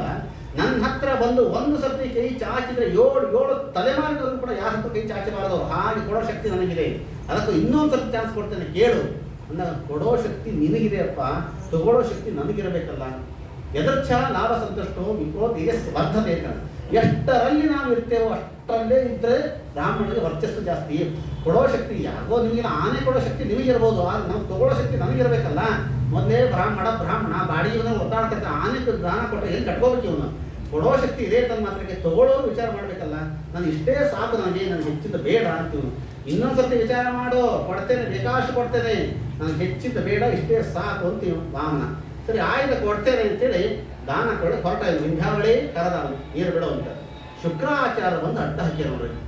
ಶುಕ್ರಾಚಾರ್ಯ ಹೇಳ್ತಾರೆ, ಹೇ ಬಲಿಚಕ್ರವರ್ತಿ ಸ್ವಲ್ಪ ತಡಿ, ಯಾಕೆ ನನಗೆ ಯಾಕೋ ಡೌಟ್ ಬರ್ತಾ ಇದೆ, ಇನ್ನು ಬ್ರಾಹ್ಮಣನೇ ಅಲ್ಲ ಇವನು, ನನ್ಗೆ ಡೌಟ್ ಬರ್ತಾ ಇದೆ. ಯಾಕೆ ಅಲ್ಲ ನೀ ಕೊಡ್ತೀನಿ ಅಂದ್ರೆ ಇವ್ರು ಸಾಕು ಬ್ರಾಹ್ಮಣರು ಎಂದಾದ್ರು ಹೇಳ್ತಾರೆ. ಅವರು ಬ್ರಾಹ್ಮಣರಾದರೂ ಸಾಕು ತೆಗೆಯೋರು ಬಾಯಲ್ಲೇ ಬರೋದಿಲ್ಲ. ಇವ್ರು ಸಾಕು ಅಂತ ಹೇಳ್ತಾ ಇದ್ದಾರೆ, ಬ್ರಾಹ್ಮಣನೇ ಅಲ್ಲ, ವಿಚಾರ ಮಾಡಿ ಕೊಡೋದೀನು ಎಲ್ಲವನ್ನ ಹೇಳ್ಬಿಟ್ಟು ಶುಕ್ರಾಚಾರ್ಯರು ಇವನು ಬೇರೆ ಯಾರು ಅಲ್ಲ, ಬ್ರಾಹ್ಮಣದ ಆಯಾದ. ಅವನು ಹೇಳ್ತಾ ಇದ್ದಂತೆ, ಇವನು ನಿನ್ನನ್ನು ಮೋಸ ಮಾಡುವುದಕ್ಕೋಸ್ಕರವಾಗಿ ಅದಿತಿ ಕಶ್ಯಪರಲ್ಲಿ ಹುಟ್ಟಿ ಬಂದಿರ್ತಕ್ಕಂಥ ನೀನು ಏನಾದ್ರು ಇದನ್ನು ನಮನ ದಾನ ಕೊಟ್ಟು ನೋಡು, ಇಡೀ ಎಲ್ಲ 3 ಲೋಕವನ್ನೆಲ್ಲವನ್ನು ಕೂಡ ಅಳೆದು ನಿನ್ನನ್ನೇ ಫುಟ್ಪಾತ್ ನಿಲ್ಲಿಸ್ಬಿಡ್ತಾನೆ ಇವನು. ಅಂತಹ ಮಾಯಾ ಮಾನವಕ್ಕೂ ಹರಿ ಸಾಕ್ಷಾತ್ ಪರಮಾತ್ಮನೇ ಬಂದಿದ್ದಾನೆ ಅಂತ ಹೇಳಿದಾಗ ಆನಂದವಾಗೋಯ್ತು ಚಕ್ರವರ್ತಿಗೆ. ಅಂತ ಪರಮಾತ್ಮ ಬಂದಿದ್ದಾನ, ಅಂತ ಪರಮಾತ್ಮ ಬಂದಾನಂದ್ರೆ ಇಷ್ಟು 99 ಯಜ್ಞ ಮಾಡಿದೆ, ಬೇಕಾಷ್ಟು ದಾನ ಧರ್ಮ ಮಾಡಿದೆ, ಕೃಷ್ಣಾರ್ಪಣ ಬರೀ ನೀರು ಬಿಟ್ಟೆ ಹೊರತಾಗಿ ಕೃಷ್ಣನಿಗೆ ಅರ್ಪಣೆ ಮಾಡಲೇ ಇಲ್ಲ. ಅಂತ ಕೃಷ್ಣನೇ ಸಾಕ್ಷಾತ್ತಾಗಿ ಬಂದು ಕೈ ಮಾಡ್ತಾ ಇದ್ದಾಗ ಅವನಿಗೆ ಇಲ್ಲ ಅಂತ ಹೇಗೆ ಹೇಳಿ, ನಾನು ಕೊಡ್ತೇನೆ ಕೊಡಬೇಕು ಅಂತ ಇವನು ಹೊರಟ. ವಿಂಧ್ಯಾವಳಿ ಹೆಂಡತಿ ಬಂದು ನೀರು ಹಾಕಬೇಕು ಅಂತಂದ್ರೆ ನೀರೇ ಕೆಳಗೆ ಬೀಳ್ತಾ ಇಲ್ಲ. ಶುಕ್ರಾಚಾರ್ಯ ಒಳಗೆ ಸಿಕ್ಕಾಕೊಂಡ್ಬಿಟ್ಟಿದ್ರಂತೆ. ದರ್ಬಿ ಗಡ್ಡಿ ತೊಗೊಂಡು ಹೀಗೆ ಚುಚ್ಚಿದ, ಒಂದು ಕಣ್ಣೇ ಹೊರಟಿತ್ತು ಶುಕ್ರಾಚಾರ್ಯರಿಗೆ. ಒಂದು ಕಣ್ಣು ಕಳದ ಅಂತ ಹೇಳ್ತಾರೆ. ಇದು ಕಣ್ಣು ಕಳದದ್ದಲ್ಲ, ನಿಜವಾಗಿ ಒಂದು ಕಣ್ಣನ್ನು ಕೊಟ್ಟ ಅಂತ ಹೇಳ್ತಾರಂತೆ. ಯಾವುದು ಕಣ್ಣು ಕೊಟ್ಟದ್ದು ಅಂತಂದ್ರೆ ಜ್ಞಾನ ಕಣ್ಣನ್ನು ಶುಕ್ರಾಚಾರ್ಯ ಇವನು ಕೊಟ್ಟ. ನಮಗೆ ಇವತ್ತು ದೇವರು ಕಾಣಿಸ್ತಾ ಇಲ್ಲ. ಯಾಕೆ ದೇವರು ಕಾಣಿಸ್ತಾ ಇಲ್ಲ ಹೇಳ್ರಿ? ನಾವು 2 ಕಣ್ಣಿನಿಂದ ದೇವರನ್ನು ನೋಡ್ತಾ ಇದ್ದೀವಿ, ಅದಕ್ಕಾಗಿ ದೇವರು ಕಾಣಿಸ್ತಾ ಇಲ್ಲ. ಒಂದೇ ಕಣ್ಣಿನಿಂದ ದೇವರನ್ನು ನೋಡಿದಾಗ ಮಾತ್ರ ದೇವರು ಕಾಣಿಸ್ತಾ. 2 ಕಣ್ಣು ಯಾವುದು? ಒಂದು ಬಾಹ್ಯ ಕಣ್ಣು, ಇನ್ನೊಂದು ಅಂತಶ್ಚಕ್ಷು, ಒಳಗಡೆ ಒಂದು ಕಣ್ಣು ಇದೆ. ನಾವು ಒಳಗಡೆಯ ಕಣ್ಣು ತೆರೆದಾಗ ಮಾತ್ರ ದೇವರು ಕಾಣಿಸ್ತಾನೆ ಹೊರತಾಗಿ ಹೊರಗಡೆಯ ಕಣ್ಣು ಒಳಗಡೆ ಕಣ್ಣು 2 ಕಣ್ಣು ತೆಗೆದ್ರೆ ನಮಗೆ ಕಾಣಿಸ್ತದೆ. ಇವತ್ತು ಉದಾಹರಣೆಗೆ ಹೇಳ್ಬೇಕಂದ್ರೆ, ಈ ಫೋಟೋ ತೆಗೆಯೋರು ಇವತ್ತಿನ ಕಾಲದ ಮೊಬೈಲ್ ಇದೆ, ಹಿಂದಿನ ಫೋಟೋ ಹೇಗೆ ತೆಗಿತಿದ್ರು ಅವರು? ಒಂದು ಕಣ್ಣು ಮುಚ್ಚಿದ್ರು, ಒಂದೇ ಕಣ್ಣಿಂದ ತೆಗಿತಾರೆ ನೋಡ್ರಿ. ಒಂದು ಕಣ್ಣು ಯಾಕೆ ಮುಚ್ತಾರೆ ಅಂತಂದ್ರೆ ಆ ಫೋಟೋದಲ್ಲಿ ಎಷ್ಟು ಬೇಕೋ ಅಷ್ಟೇ ಬರಬೇಕು ಅಂತಾರೆ. ಒಂದು ಕಣ್ಣು ಮುಚ್ಚಲೇಬೇಕಾಗಿತ್ತು ಅವರು. 2 ಕಣ್ಣು ಮುಚ್ಚಿದ್ರೆ ಎಲ್ಲ ಬಂದ್ಬಿಡ್ತದೆ ಫೋಟೋ ಒಳಗೆ. ಈ ದೇವರು ನಮ್ಮ ಒಳಗೆ ಬರಬೇಕು ಅಂತ ಒಂದು ಕಣ್ಣು ಮುಚ್ಚಬೇಕು ಅಂದಾಗ ಒಂದೇ ಕಣ್ಣಿನ ದೇವರನ್ನು ನೋಡಿ ನಮ್ಮ ಮನಸ್ಸಿಗೆ ಬರ್ತಾ ನಾವು. ಉದಾಹರಣೆಗೆ ನೀವೆಲ್ಲ ತಿರುಪತಿಗೆ ಹೋಗ್ತಿರಲ್ಲ ದರ್ಶನಕ್ಕೆ ಅಂತ, ನೀವೆಲ್ಲ ಇಷ್ಟು ಬೆಳಗಾವಿನಿಂದ ಇಷ್ಟು ದುಡ್ಡು ಖರ್ಚು ಮಾಡ್ಕೊಂಡು, ಸಮಯ ಖರ್ಚು ಮಾಡ್ಕೊಂಡು, ಎನರ್ಜಿ ಖರ್ಚು ಮಾಡ್ಕೊಂಡು ತಿರುಪತಿ ತನಕ ಹೋಗ್ತೀರಿ. ಎಲ್ಲಿ ರೂಮ್ ಸಿಗೋದಿಲ್ಲ, ಕ್ಯೂನಲ್ಲಿ ಕೂತ್ಕೋತೀರಿ. ಅಲ್ಲೆಲ್ಲೋ ಇಲ್ಲಿ ಕೊಡ್ತೀರಿ, ಕಾಂಪ್ಲೆಕ್ಸ್ ಕೂತ್ಕೋತೀರಿ, ಕ್ಯೂವಲ್ಲಿ ಬರ್ತೀರಿ, 4-5 ತಾಸು ಒದ್ದಾಡ್ತೀರಿ ಕ್ಯೂವಲ್ಲಿ ಬಂದು ಯಾವುದಕ್ಕೋಸ್ಕರ ಹೋಗಿದ್ದೆ ನೀವು? ಆ ಶ್ರೀನಿವಾಸನನ್ನ ಕಣ್ತುಂಬ ನೋಡ್ಬೇಕು ಅಂತ ತಾನೆ, ಕಣ್ಣಿನ ನೋಡ್ಬೇಕು ಅಂತ ಕ್ಯೂವಲ್ಲಿ ಹೋಗ್ತೀರಿ. ಕರೆಕ್ಟಾಗಿ ದೇವರ ಮುಂದೆ ಹೋದ ತಕ್ಷಣ ಕಣ್ಣು ಮುಚ್ಚಿಬಿಡ್ತೀರಿ. ತಕ್ಷಣ ದೇವರನ್ನು ನೋಡ್ಬೇಕು ಅಂತ ಹೋಗ್ತೀವಿ, ದೇವರ ಮುಂದೆ ಹೋದ ತಕ್ಷಣ ಕಣ್ಣು ಮುಚ್ಚಿಬಿಡ್ತೀವಿ. ಯಾಕೆ? ಹೊರಗಡೆಯ ಕಣ್ಣು ಮುಚ್ಚಿದಾಗಲೇ ಒಳಗಡೆಯ ಕಣ್ಣು ತೆರೆಯೋದು. ಒಂದು ಕಣ್ಣು ಮುಚ್ಚಿದಾಗ ಇನ್ನೊಂದು ಕಣ್ಣು ತೆರೀತದಲ್ಲ.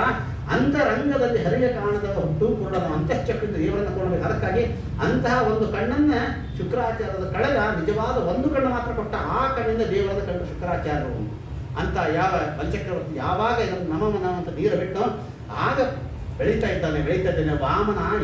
ವಾಮನ ಬೆಳೆದ ತ್ರಿವಿಕ್ರಮನಾಗಿ ಬೆಳೀತಾ ಇದ್ದಂತ 3 ಲೋಕನ ವ್ಯಾಪಿಸಿಬಿಟ್ಟ. ಭೂಹು ಭುವ ಸ್ವಹ.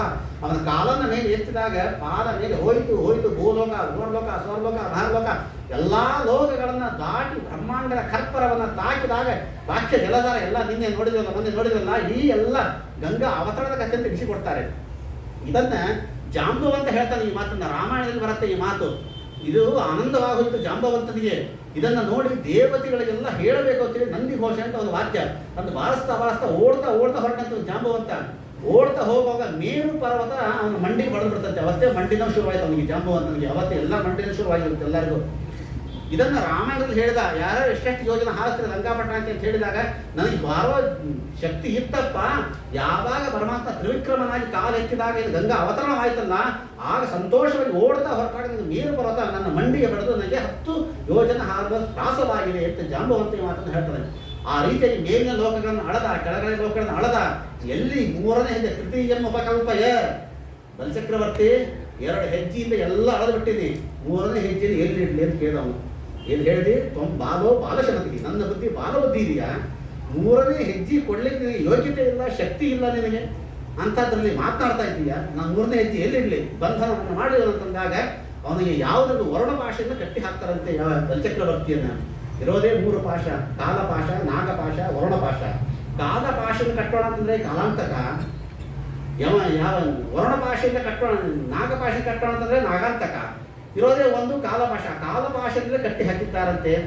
ಎಲ್ಲರೂ ಬಂದು ಸ್ತೋತ್ರವನ್ನು ಮಾಡ್ತಾ ಇದ್ದಾರಂತೆ. ಪ್ರಹ್ಲಾದ ರಾಜರಿಗೆ ಒಂದು ಕೇಳಿದಂತೆ, ಪ್ರಹ್ಲಾದ ನಿನ್ನ ಮೊಮ್ಮಗನನ್ನ ಕಟ್ಟಿ ಹಾಕಿದ್ದೇನೆ ಅಂತ ಏನಾದರೂ ನಿಮಗೆ ಬೇಜಾರಾಗ್ತಾ ಇದೆಯಾ ಅಂತಂದಾಗ ಪ್ರಹ್ಲಾದ ರಾಜ ಅದ್ಭುತವಾದ ಒಂದು ಮಾತನ್ನು ಹೇಳಿದರು.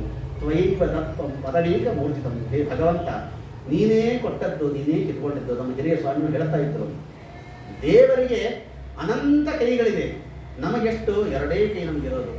ದೇವರಿಗೆ ಸಂಪತ್ತನ್ನು ಕೊಡಬೇಕು ಅಂತ ನಿಂತರೆ ಅನಂತ ಕೈಗಳಿಂದ ಒಟ್ಟಿಗೆ ಕೊಡೋನು. ನಾವು 2 ಕೈ ಇರೋ ನಾವು ಎಷ್ಟೊಂದು ಇಸ್ಕೊಳ್ತೀವಿ. ನಾವು ಇಸ್ಕೊಳ್ಳಿಕ್ಕಾಗಲ್ಲ. ಅವ್ನು ಕೊಡ್ಲಿಕ್ಕೆ ನಿಂತಾಗ ಇಸ್ಕೊಳ್ಳಿಕ್ಕಾಗಲ್ಲ. ಅಕಸ್ಮಾತಾಗಿ ಅವನು ಏನಾದ್ರು ಕಸ್ಕೊಳ್ಬೇಕು ಅಂತ ನಿಂತರೆ ಅನಂತ ಕೈಗಳಿಂದ ಕಿತ್ಕೊಳ್ಳೋನು. 2 ಕೈ ಇರೋ ನಾವು ಎಷ್ಟೊಂದು ಉಳಿಸ್ಕೊಳ್ತೀವಿ. ನಾವು ಕೊಡ್ಲಿಕ್ಕೆ ನಿಂತಾಗ ಇಸ್ಕೊಳ್ಳಿಕ್ಕಾಗಲ್ಲ, ಕಸ್ಕೊಳಕ್ಕೆ ನಿಂತಾಗ ಉಳಿಸ್ಕೊಳ್ಳಿಕ್ಕಾಗಲ್ಲ. ನಮ್ಮ ಕೈಯಿಂದ ದೇವರು ಕೊಟ್ಟಾಗ ನಾನು ಅನುಭವಿಸ್ಬೇಕು, ಕಸ್ಕೊಂಡಾಗ ಕೈ ಸುಮ್ಮನೆ ಇರಬೇಕು. ಎಷ್ಟೇ ಹೊತ್ತಾಗಿ ದೇವರ ವಿರುದ್ಧ ಮಾಡ್ಲಿಕ್ಕೆ ಆಗಲ್ಲಪ್ಪ, ಇದೇ ನಿನಗೆ ಶೋಭನ. ಎಲ್ಲರೂ ಸ್ತೋತ್ರವನ್ನು ಮಾಡ್ತಾರೆ ಪರಮಾತ್ಮನ. ಇಂಥವಳಿ ಅಂತ ಹೇಳ್ತಾರಂತೆ. ಅವಳು ಬಂದು ಹೇಳ್ತಾರೆ, ನಿನ್ನ ಗಂಡ ಮಾಡಿದ ತಪ್ಪನ್ನು ಕ್ಷಮಿಸಪ್ಪ. ಏನು ನಿನ್ನ ಗಂಡ ಮಾಡಿದ ತಪ್ಪು? ಕ್ರೀಡಾರ್ಥಮಾತ್ಮನ ಜಗತ್ಕೃತಂತೆ. ಹೇ ಭಗವಂತ, ಇದೆಲ್ಲ ಒಂದು ಆಟದ ಗ್ರೌಂಡ್ ಅಂತಂದ್ರೆ ಇದು ಒಂದು ಪ್ಲೇ ಗ್ರೌಂಡ್. ನಿನಗೆ ನಾವೆಲ್ಲ ಆಟಿಗೆ ಸಾಮಾನುಗಳಿದ್ದಂತೆ. ಇದೆಲ್ಲ ಈಶಾವಾಸ್ಯ ವಿಧಂ ಸರ್ವಂ ಯತ್ಕಿಂಚ ಜಗತ್ತಂ ಜಗತ್ ಎಲ್ಲ ನಿನ್ನದೇ ವಸ್ತುಗಳು. ನಿನ್ನ ವಸ್ತುವನ್ನು ನನ್ನ ವಸ್ತು ಅಂತ ಕೊಟ್ಟರಲ್ಲ ನಮ್ಮ ಮನೆಯವರು, ಅದೇ ನನ್ನ ಗಂಡ ಮಾಡಿದ ತಪ್ಪು ಅಂತ ಅವಳು ಕ್ಷಮೆ ಕೇಳ್ಕೊಳ್ತಾ ಇದ್ದಾಳಂತೆ. ಹೀಗೆ ಎಲ್ಲರೂ ಸೇರಿಕೊಂಡು ಕ್ಷಮೆ ಕೇಳ್ಕೊಂಡು ಕೊನೆಗೆ ಅವನು ಹೇಳಿದ, ಪದಶೀಷ್ಮೇ ಕುರು, ನಿನ್ನ ಪಾದವನ್ನು ನನ್ನ ತಲೆಯ ಮೇಲೆ ಇಡು ಅಂತ ಹೇಳಿಬಿಟ್ಟಷ್ಟೇ. ಆ ತಲೆಯದು ಒಂದು ಹೆಚ್ಚಿಗೆ ಸಮಾನವಾಗೋದಿಲ್ಲ. ಇವತ್ತಿಗೂ ಕೂಡ ಅವನ ತಲೆಯ ಮೇಲೆ ಕಾಲನ್ನು ಇಟ್ಟು ಸುತಲ ಲೋಕದಲ್ಲಿ ಅದ್ಯಾಪಿ ಇವತ್ತಿಗೂ ಕೂಡ ಆ ಚಕ್ರವರ್ತಿಯ ರಕ್ಷಣೆಗೋಸ್ಕರವಾಗಿ ಪರಮಾತ್ಮ ಒಂದು ರೂಪದಿಂದ ಅಲ್ಲಿ ಇಟ್ಟಿದ್ದಾನೆ ಎನ್ನುವ ಕಥಾಭಾಗವನ್ನು ತಿಳಿಸಿಕೊಡ್ತಾರೆ. ಇದು ವಾಮನ ರೂಪಿ ಚರಿತ್ರೆ ಕಥೆ ನಿಮಗೆಲ್ಲರೂ ಕೂಡ ಗೊತ್ತು. ಇದರ ಮರ್ಮ ಏನು ಅಂತಂದರೆ, ಬಲಿಚಕ್ರವರ್ತಿ ಯಾವ ರೀತಿಯಾಗಿ ತಪ್ಪು ಮಾಡಿದ, ಬಲಿಚಕ್ರವರ್ತಿ ಹಾಗೂ ವಾಮನ ಕಥೆಯನ್ನು ನಾವು ತಿಳ್ಕೊಳ್ಬೇಕಾದದ್ದೇನು? ವಾಮನ ನಮ್ಮ ಹತ್ತಿರ ಬಂದಿದ್ದಾನೆ. ಅವನು ಕೇಳಿದ, ಬಲಿಚಕ್ರವರ್ತಿ ಹತ್ರ ಬಂದು 3 ಹೆಜ್ಜೆಯನ್ನು ಕೊಡು ಅಂತ ಕೇಳಿದ. 3 ಹೆಜ್ಜೆ ಇವನು ಕೊಟ್ಟ. ಅವನು ಮಾಡಿದ್ದೇನು? 3 ಲೋಕವನ್ನೇ ಅಳೆದು ಬಿಟ್ಟ ಅವನು. ಇವತ್ತು ದೇವರನ್ನು ಮಾತ್ರ ಬಂದು ಕೇಳ್ಕೊಳ್ತಾ ಇದ್ದಾರೆ. ಏನು ಕೇಳ್ಕೊಂಡ? ನೀವು ನನಗೆ 3 ಹೆಜ್ಜೆ ಜಾಗ ಕೊಡ್ರಿ ಸಾಕು. ಇವತ್ತು ನಾವು 30 ನಾವು 60 ಸೈಡ್ ತಗೊಳ್ತೀವಿ. ಸೈಡ್ ತಗೊಂಡು ಮನೆ ಕಟ್ಟಿಸ್ತೀವಲ್ಲ, ಆ ಮನೆ ಕಟ್ಟಿಸಿದಾಗ ಒಂದು 3 ಹೆಜ್ಜೆಯಷ್ಟು ದೇವರ ಮನೆಯಾಗಿ ನನಗೆ ಬಿಟ್ಟರೆ ಸಾಕು, ನೀವು ಇಡೀ ಮನೆ ತುಂಬ ನಾನು ವ್ಯಾಪಿಸಿ ಬಿಡ್ತೀನಿ ಅಂತ ದೇವ್ರು ಹೇಳ್ತಾ ಇದ್ದಾನಂತೆ. ಇವತ್ತು ಎಲ್ಲರ ಮನೆ ನೋಡಿದ್ರೆ ಹಾಗೆ 3 ಹೆಜ್ಜೆ ಇರೋ ಅಷ್ಟೇ, ಒಂದು ದೇವ್ರ ಫೋಟೋ ಇರೋ ಅಷ್ಟೇ ದೇವ್ರ ಮನೆ ಇರ್ತದೆ. ಉಳಿದ ಬೆಡ್ರೂಮು, ಹಾಲ್ ಇದೆ ಬೇಕಾದಷ್ಟು ಇರ್ತದೆ. 3 ಹೆಜ್ಜೆ ಇರೋ ಅಷ್ಟು ಸಾಕು, ಒಂದು ದೇವರ ಮನೆ ಬಿಟ್ಟರೆ ಸಾಕು, ಮನೆ ತುಂಬ ನಾನು ವ್ಯಾಪಿಸಿಕೊಂಡು ಇರ್ತೇನೆ. ಇದು ದೇಶದಲ್ಲಿ. ಅದರಂತೆ ಕಾಲದಲ್ಲಿ 24 ತಾಸು ಇರೋದು. ಅದರಲ್ಲಿ 3 ಟೈಮ್ ನನಗೆ ಕೊಡ್ರಿ, ಬೆಳಗ್ಗೆ ಮಧ್ಯಾಹ್ನ ಸಾಯಂಕಾಲ 3 ಹೊತ್ತು ಸಂಧ್ಯಾ ಅಂದರೆ ನನಗೋಸ್ಕರವಾಗಿ 3 ಅರ್ಧೆ ಕೊಡ್ರಿ. 24 ತಾಸು ಪೂರ್ತಿ ನಾನು ನಿಮ್ಮ ಜೊತೆಗೆ ಇದ್ದು ಬಿಡ್ತೇನೆ, ನಾನು ಪೂರ್ತಿಯಾಗಿ ನಾನು ವ್ಯಾಪಿಸ್ತೇನೆ. ಇದು 3 ಅಂತ ಅನ್ನೋದೇನಿದೆಯಲ್ಲ, ಇಡೀ ಎಲ್ಲ ನಮ್ಮ ಭವರೋಗವನ್ನು ಕಳೆಯೋದಕ್ಕೋಸ್ಕರವಾಗಿ ಇದು 3 ಟೈಮ್ ಅಂತ 3 ಹೆಜ್ಜೆ ಅನ್ನೋದು ದೇವರು ಕೇಳಿ ತೋರಿಸಿಕೊಟ್ಟಿದ್ದಾನೆ. ಏನೋ ಒಂದು ಜ್ವರ ಬಂದಿತ್ತು, ಕಾಯಿಲೆ ಬಂದಿತ್ತು ಅಂತ ಡಾಕ್ಟರ್ ಹತ್ರ ಹೋದಾಗ ಅವ್ರು ಏನು ಮಾಡ್ತಾರೆ ನೋಡ್ರಿ, ನೋಡ್ತಾರೆ, ಟೆಸ್ಟ್ ಮಾಡ್ತಾರೆ, ಬರೆದು ಕೊಡ್ತಾರೆ. ಇದು ಬೆಳಿಗ್ಗೆ ಮಧ್ಯಾಹ್ನ ಸಾಯಂಕಾಲ 3 ಹೊತ್ತು ಎಲ್ಲ ವಾಸಿ ಆಗ್ತದೆ ಅಂತ ಹೇಳ್ಬಿಡ್ತಾರಲ್ಲ, ಅದು ಯಾವ ವಾಮನ 3 ರೀತಿ ಕೊಟ್ಟದ್ದೇ ಡಾಕ್ಟ್ರಿಗೆಲ್ಲ 3 ಸಿಕ್ಕಿದ್ರೆಲ್ಲ 3 ಹೊತ್ತು ನೀವು ಟ್ಯಾಬ್ಲೆಟ್ ತೊಗೊಳ್ರಿ, ಇಡೀ ಜ್ವರ ಎಲ್ಲ ನೀವು ವಾಸಿ ಆಗ್ತದೆ. 3 ಹೊತ್ತು ಸಂಧ್ಯಾವಂದನ ಮಾಡಿರಿ, ಇಡೀ ನಿಮ್ಮ ಜೀವನವೆಲ್ಲ ವಾಸಿಯಾಗಿ ಹೋಗ್ತದೆ ಅನ್ನೋದು. 3 ಅಂತ ಅನ್ನೋದು ಏನಿರಲ್ಲ, ಜೀವನ ನಮಗೆ ಪರಮಾತ್ಮ ನಮಗೆ ಕೊಟ್ಟದ್ದು. 3 ಕೇಳ್ಯಾನ, 2ರಲ್ಲಿ ನಾವು ಪಾಸಾಗಿ ಬಿಡ್ತೀವಿ, 1ರಲ್ಲೇ ನಾವು ಫೇಲ್ ಆಗೋದು. ನಾವು ಪರಮಾತ್ಮ ಅಂತ 3 ಭಾಳ ಕೊಟ್ಟ, ನಮಗೆಲ್ಲ ಭಾಳ ಟೈಮ್ ಇಲ್ಲ ಅಷ್ಟೇ. 3 ಅವಸ್ಥೆಯನ್ನು ನಮಗೆ ಕೊಡ್ತಾನೆ. ಒಂದು ಬಾಲ್ಯ, ಯೌವನ, ವೃದ್ಧಾಪ್ಯ, 3 ಅವಸ್ಥೆಯನ್ನು ಕೊಟ್ಟ. ಅದ್ರ 2ರಲ್ಲಿ ನಾವು ಪಾಸ್ ಆಗಿರ್ತೀವಿ. ಬಾಲ್ಯದಲ್ಲಿ ಪಾಸ್ ಆಗ್ತೀವಿ, ವೃದ್ಧಾಪ್ಯದಲ್ಲಿ ಪಾಸ್ ಆಗ್ತೀವಿ. ಚಿಕ್ಕ ಮಗುವಾಗಿದ್ದಾಗ ನಮಗೆ ಬುದ್ಧಿನೇ ಇರೋದಿಲ್ಲ. ಮುದುಕರಾದ್ಮೇಲೆ ಆವಾಗ ಬುದ್ಧಿ ಬರ್ತದೆ ನಮಗಷ್ಟೇ. ಬುದ್ಧಿ ಇರೋದಿಲ್ಲ, ಬುದ್ಧಿ ಬರ್ತದೆ. ನಾವು ಫೇಲ್ ಆಗೋದಿಲ್ಲ ಅಂತಂದ್ರೆ ಯೌವನಾವಸ್ಥೆಯಲ್ಲಿಯೇ ನಾವು ಫೇಲ್ ಆಗ್ತಾ ಇದ್ದದ್ದು. ನಾನು ಅಂತ ಅಂದ್ಕೊಂಡು ಫೇಲ್ ಆಗ್ತಾ ಇದ್ದದ್ದು ಯೌವನ. ಒಂದೇ ಒಂದು ಹೆಜ್ಜೆಯಲ್ಲಿ ನಾವು ಫೇಲ್ ಆಗ್ತಾ ಇದ್ದದ್ದು. ನಾವು ಮಗುವಾಗಿದ್ದಾಗ ಬುದ್ಧಿನೇ ಇರೋದಿಲ್ಲ, ಎಲ್ಲ ಅಸ್ವತಂತ್ರ ಅಂತ ನಮಗೆ ಗೊತ್ತಿರ್ತದೆ. ಆದ್ರೆ ಆವಾಗಲೇ ಅದಕ್ಕೆ ಬೇಕಾದಂಗೆ ಭಾಗವತ ಶ್ರವಣ ಪಠಣ ಪಾರಾಯಣಗಳನ್ನು ಮಾಡಿ ಬೆಳಿಬೇಕಾಗಿತ್ತು. ಯೌವನಾವಸ್ಥೆಯಲ್ಲಿ ಬೆಳೆಯೋದಿಲ್ಲ, ಏನೋ ತಾನು ತನ್ನ ಹೆಂಡತಿ ಮಕ್ಕಳು ಅನ್ನೋದರಲ್ಲೇ ಕಾಲ ಕಳೆದು ಬಿಡ್ತಾನೆ. ಕೊನೆಗೆ ಮುದುಕನಾದ ಮೇಲೆ ಹೆಂಡತಿ ಮಕ್ಕಳು ಸೊಸೆಂದ್ರ ಬಯಲಿಕ್ಕೆ ಶುರುವಾದ್ರೆ ಆವಾಗ ಅನಿಸ್ತದೆ, ಅಯ್ಯೋ ನಾವು ಮೊದಲೇ ಭಾಗವತ ಕೇಳಬೇಕಾಗಿತ್ತು ಅಂತ. ಕೊನೆಗೆ ಬಂದು ನಮ್ಮ ಮುಂದೆ ಕೂಡ್ತಾರೆ, ಅಷ್ಟು ಕಿವಿನೇ ಕೇಳಿಸ್ತಾ ಇರೋದು ನಮಗೆ. ಈ ಅವಸ್ಥೆ ಬರ್ತದೆ. ಅದೇ ರೀತಿಯಾಗಿ ಜಾಗ್ರತ್, ಸ್ವಪ್ನ, ಸುಷುಪ್ತಿ 3 ಅವಸ್ಥೆಗಳು. ಅದರಲ್ಲಿ 2ರಲ್ಲಿ ಪಾಸ್ ಆಗ್ತೀವಿ. ಸುಷುಪ್ತಿಯಲ್ಲಿ ನಾವು ಪಾಸ್ ಆಗ್ತೀವಿ, ಸ್ವಪ್ನದಲ್ಲಿ ಪಾಸ್ ಆಗ್ತೀವಿ. ಫೇಲ್ ಆಗೋದು ಜಾಗ್ರದ ಅವಸ್ಥೆ, ಎಚ್ಚರ ಇದ್ದಾಗಲೇ ನಾವು ಫೇಲ್ ಆಗ್ತಾ ಇದ್ದೀವಿ ನಾವು. ಅದಕ್ಕೋಸ್ಕರವಾಗಿ ಪರಮಾತ್ಮ ನಮಗೆ ಕೊಡೋದು 3 ಹೆಜ್ಜೆಯನ್ನು ಕೇಳಿದಾಗ 2ನ್ನ ತಾನು ಪಾಸ್ ಮಾಡಿಸ್ತಾನೆ, 1ರಲ್ಲಿ ಮಾತ್ರ ಫೇಲ್ ಆಗ್ತಾ ಇದ್ದೀವಿ. ಯಾವುದು ಮೋಕ್ಷ ಪಾಸ್ ಆಗುವುದು ಅಂತಂದ್ರೆ ಏನು ಗೊತ್ತಾ? ಮಲಗಿದಾಗ ಯಾವ ಅವಸ್ಥೆಯಲ್ಲಿ ನಾವು ಇರ್ತೇವೋ ಅದೇ ಅವಸ್ಥೆಯಲ್ಲಿ, ಎಚ್ಚರಾವಸ್ಥೆಯಲ್ಲಿಯೂ ಕೂಡ ನಾವು ಇದ್ದರೆ ಅದನ್ನೇ ಮೋಕ್ಷ ಅಂತ ಹೇಳಿ ಅಷ್ಟೇ. ನಾವು ಮಲಗಿದಾಗ ನೋಡ್ರಿ, ನಮಗೆ ಯಾವುದೇ ಥರದ ಅಹಂಕಾರ ಇರೋದಿಲ್ಲ, ದ್ವೇಷ ಇರೋದಿಲ್ಲ, ಭಾವನೆ ಇರೋದಿಲ್ಲ, ಬೈಯೋದಿಲ್ಲ, ಹೊಡೆಯೋದಿಲ್ಲ, ಏನೂ ಇರೋದಿಲ್ಲ. ಮಲ್ಕೊಂಡಾಗ ಮೋಕ್ಷದಲ್ಲಿ ಇದ್ದಂಗೆ ಇರ್ತೀವಿ ನಾವು ಮಲಗಿದಾಗ. ಎಚ್ಚರ ಆಗಲಿಲ್ಲ ಎಲ್ಲ ಶುರುವಾಗ್ತದೆ. ನಾನು ನಂದು ನಾನು ಬೇಕಾದ್ರೆ ಅಂತಿರ್ತ ಎಚ್ಚರ ಇದ್ದಾಗ ಏನು ಅವನ ಕೈ ನೋಡ್ಕೊಂಡ್ಬರ್ತೇನೆ, ನಾನು ಹಾಕೊಂಡು ಬರ್ತೇನೆ, ಅವ್ನು ನೋಡೇ ಬಿಡ್ತೀನಿ, ನಾನು ಇಲ್ಲಾಂದ್ರೆ ಆಗೋದೇ ಇಲ್ಲ, ಏನೇನೋ ಅಂತಿರ್ತಾನೆ. ನಿದ್ದೆ ಹತ್ತಿದಾಗ ಹೆಣ ಬಿಟ್ಟಂಗೆ ಇದ್ದಿರ್ತಾನೆ. ಯಾರು ಬೈದು ಎಚ್ಚರ ಇರಲ್ಲ ಅವನ ಹತ್ರ. ಅಂತಹ ಯಾವ ಎಚ್ಚರ ಅವಸ್ಥೆ ಅಂತ ಏನಿಲ್ಲ, ಆ ಅವಸ್ಥೆಗೆ ನಾವು ಪಾಸ್ ಆಗಬೇಕಾಗಿದೆ. ಹಾಗೆ ಅಂತಹ ಯಾವ 3 ಹೆಜ್ಜೆಯನ್ನು ಪರಮಾತ್ಮ ನಮಗೆ ಕೇಳಿದ್ದಾನೆ, ಆ 3 ಹೆಜ್ಜೆಯನ್ನು ಪರಮಾತ್ಮನಿಗೆ ನಾವು ಕೊಟ್ಟು ಪರಮಾತ್ಮನಿಗೆ ಯಾವಾಗ ನಾವು ಶರಣಾಗತರಾಗ್ತೇವೋ ಆಗ ನಾವು ಉದ್ಧಾರವಾಗ್ತೇವೆ ಅನ್ನುವ ಕಥೆಯನ್ನು ಬಲಿಚಕ್ರವರ್ತಿಯ ಕಥೆಯನ್ನು ತಿಳಿಸಿಕೊಡ್ತಾನೆ. ಮುಂದಿನ ವಯೋಸ್ವತ ಮನ್ವಂತರದ ಕಥೆಯನ್ನು ಕೂಡ ಹೇಳ್ತಾರೆ. ಸತ್ಯವತ ರಾಜನಿಗೆ ಮತ್ಸ್ಯರೂಪಿ ಪರಮಾತ್ಮ ಯಾವ ರೀತಿಯಾಗಿ ಅನುಗ್ರಹವನ್ನು ಮಾಡಿದ ಅಂತ ಅದೇ ಮತ್ಸ್ಯರೂಪಿ ಪರಮಾತ್ಮನೇ ಮುಂದೆ ಮನುವಾಗಿ ಇಲ್ಲಿ ರಾಜನಾಗಿ ಬರ್ತಾನೆ. ಅದು ಸೂರ್ಯವಂಶ ಹಾಗೂ ಚಂದ್ರವಂಶದ ಕಥೆಯನ್ನು ತಿಳಿಸಿಕೊಡುವವರಾಗ್ತಾರೆ. ಪರೀಕ್ಷಿತ ರಾಜರು ಕೇಳಿದ್ರು, ಸೂರ್ಯವಂಶ ಚಂದ್ರವಂಶದಲ್ಲಿ ಯಾವ ರಾಜರು ಬಂದರೆ ಭಕ್ತರು ಅನ್ನೋ ಕಥೆಯನ್ನು ತಿಳಿಸಿಕೊಡಬೇಕು ಅಂತಂದಾಗ ಶುಕಾಚಾರ್ಯ ಹೇಳ್ತಾರೆ, ನೋಡಪ್ಪ ಬಹಳ ವಿಸ್ತಾರವಾದಂತಹ ಚರಿತ್ರೆ ಅದು, ರಾಜರ ಕಥೆಗಳು, ಭಕ್ತರ ಕಥೆಗಳದು. ಅದನ್ನ ಕನಿಷ್ಠ ಪಕ್ಷ ಹೇಳೋದನ್ನು ವಕ್ತುಂ ವರ್ಷ ಶತೈರಪಿ ಅಂತ ಹೇಳ್ತಾರೆ. ನಶಕ್ಯತೆ ವಿಸ್ತರತಃ ವಕ್ತುಂ ವರ್ಷ ಶತೈರಪಿ. 100 ವರ್ಷ ಆದರೂ ಬೇಕಾಗ್ತದೆ. ಈ ಅಲ್ಪ ಸಮಯದಲ್ಲಿ ಹೇಳೋದು ತುಂಬ ಕಷ್ಟ. ಅದೇ ಸಂಕ್ಷೇಪವಾಗಿ ಸೂರ್ಯವಂಶ ಹಾಗೂ ಚಂದ್ರವಂಶದ ಕಥೆ, ಆ ಚಂದ್ರವಂಶದಲ್ಲಿ ಬಂದಿರತಕ್ಕಂಥ ಸಾಕ್ಷಾತ್ ಕೃಷ್ಣ ಪರಮಾತ್ಮನ ಕಥೆಯನ್ನು ಯಾವ ರೀತಿಯಾಗಿ ಇರುತ್ತೆ ಅನ್ನೋದನ್ನು ಮತ್ತೆ ನಾಳೆಯ ದಿವಸ ತಿಳಿದುಕೊಳ್ಳೋಣ. ಹರೇ ನಮಃ. ಶ್ರೀ ಕೃಷ್ಣಾರ್ಪಣಮಸ್ತು.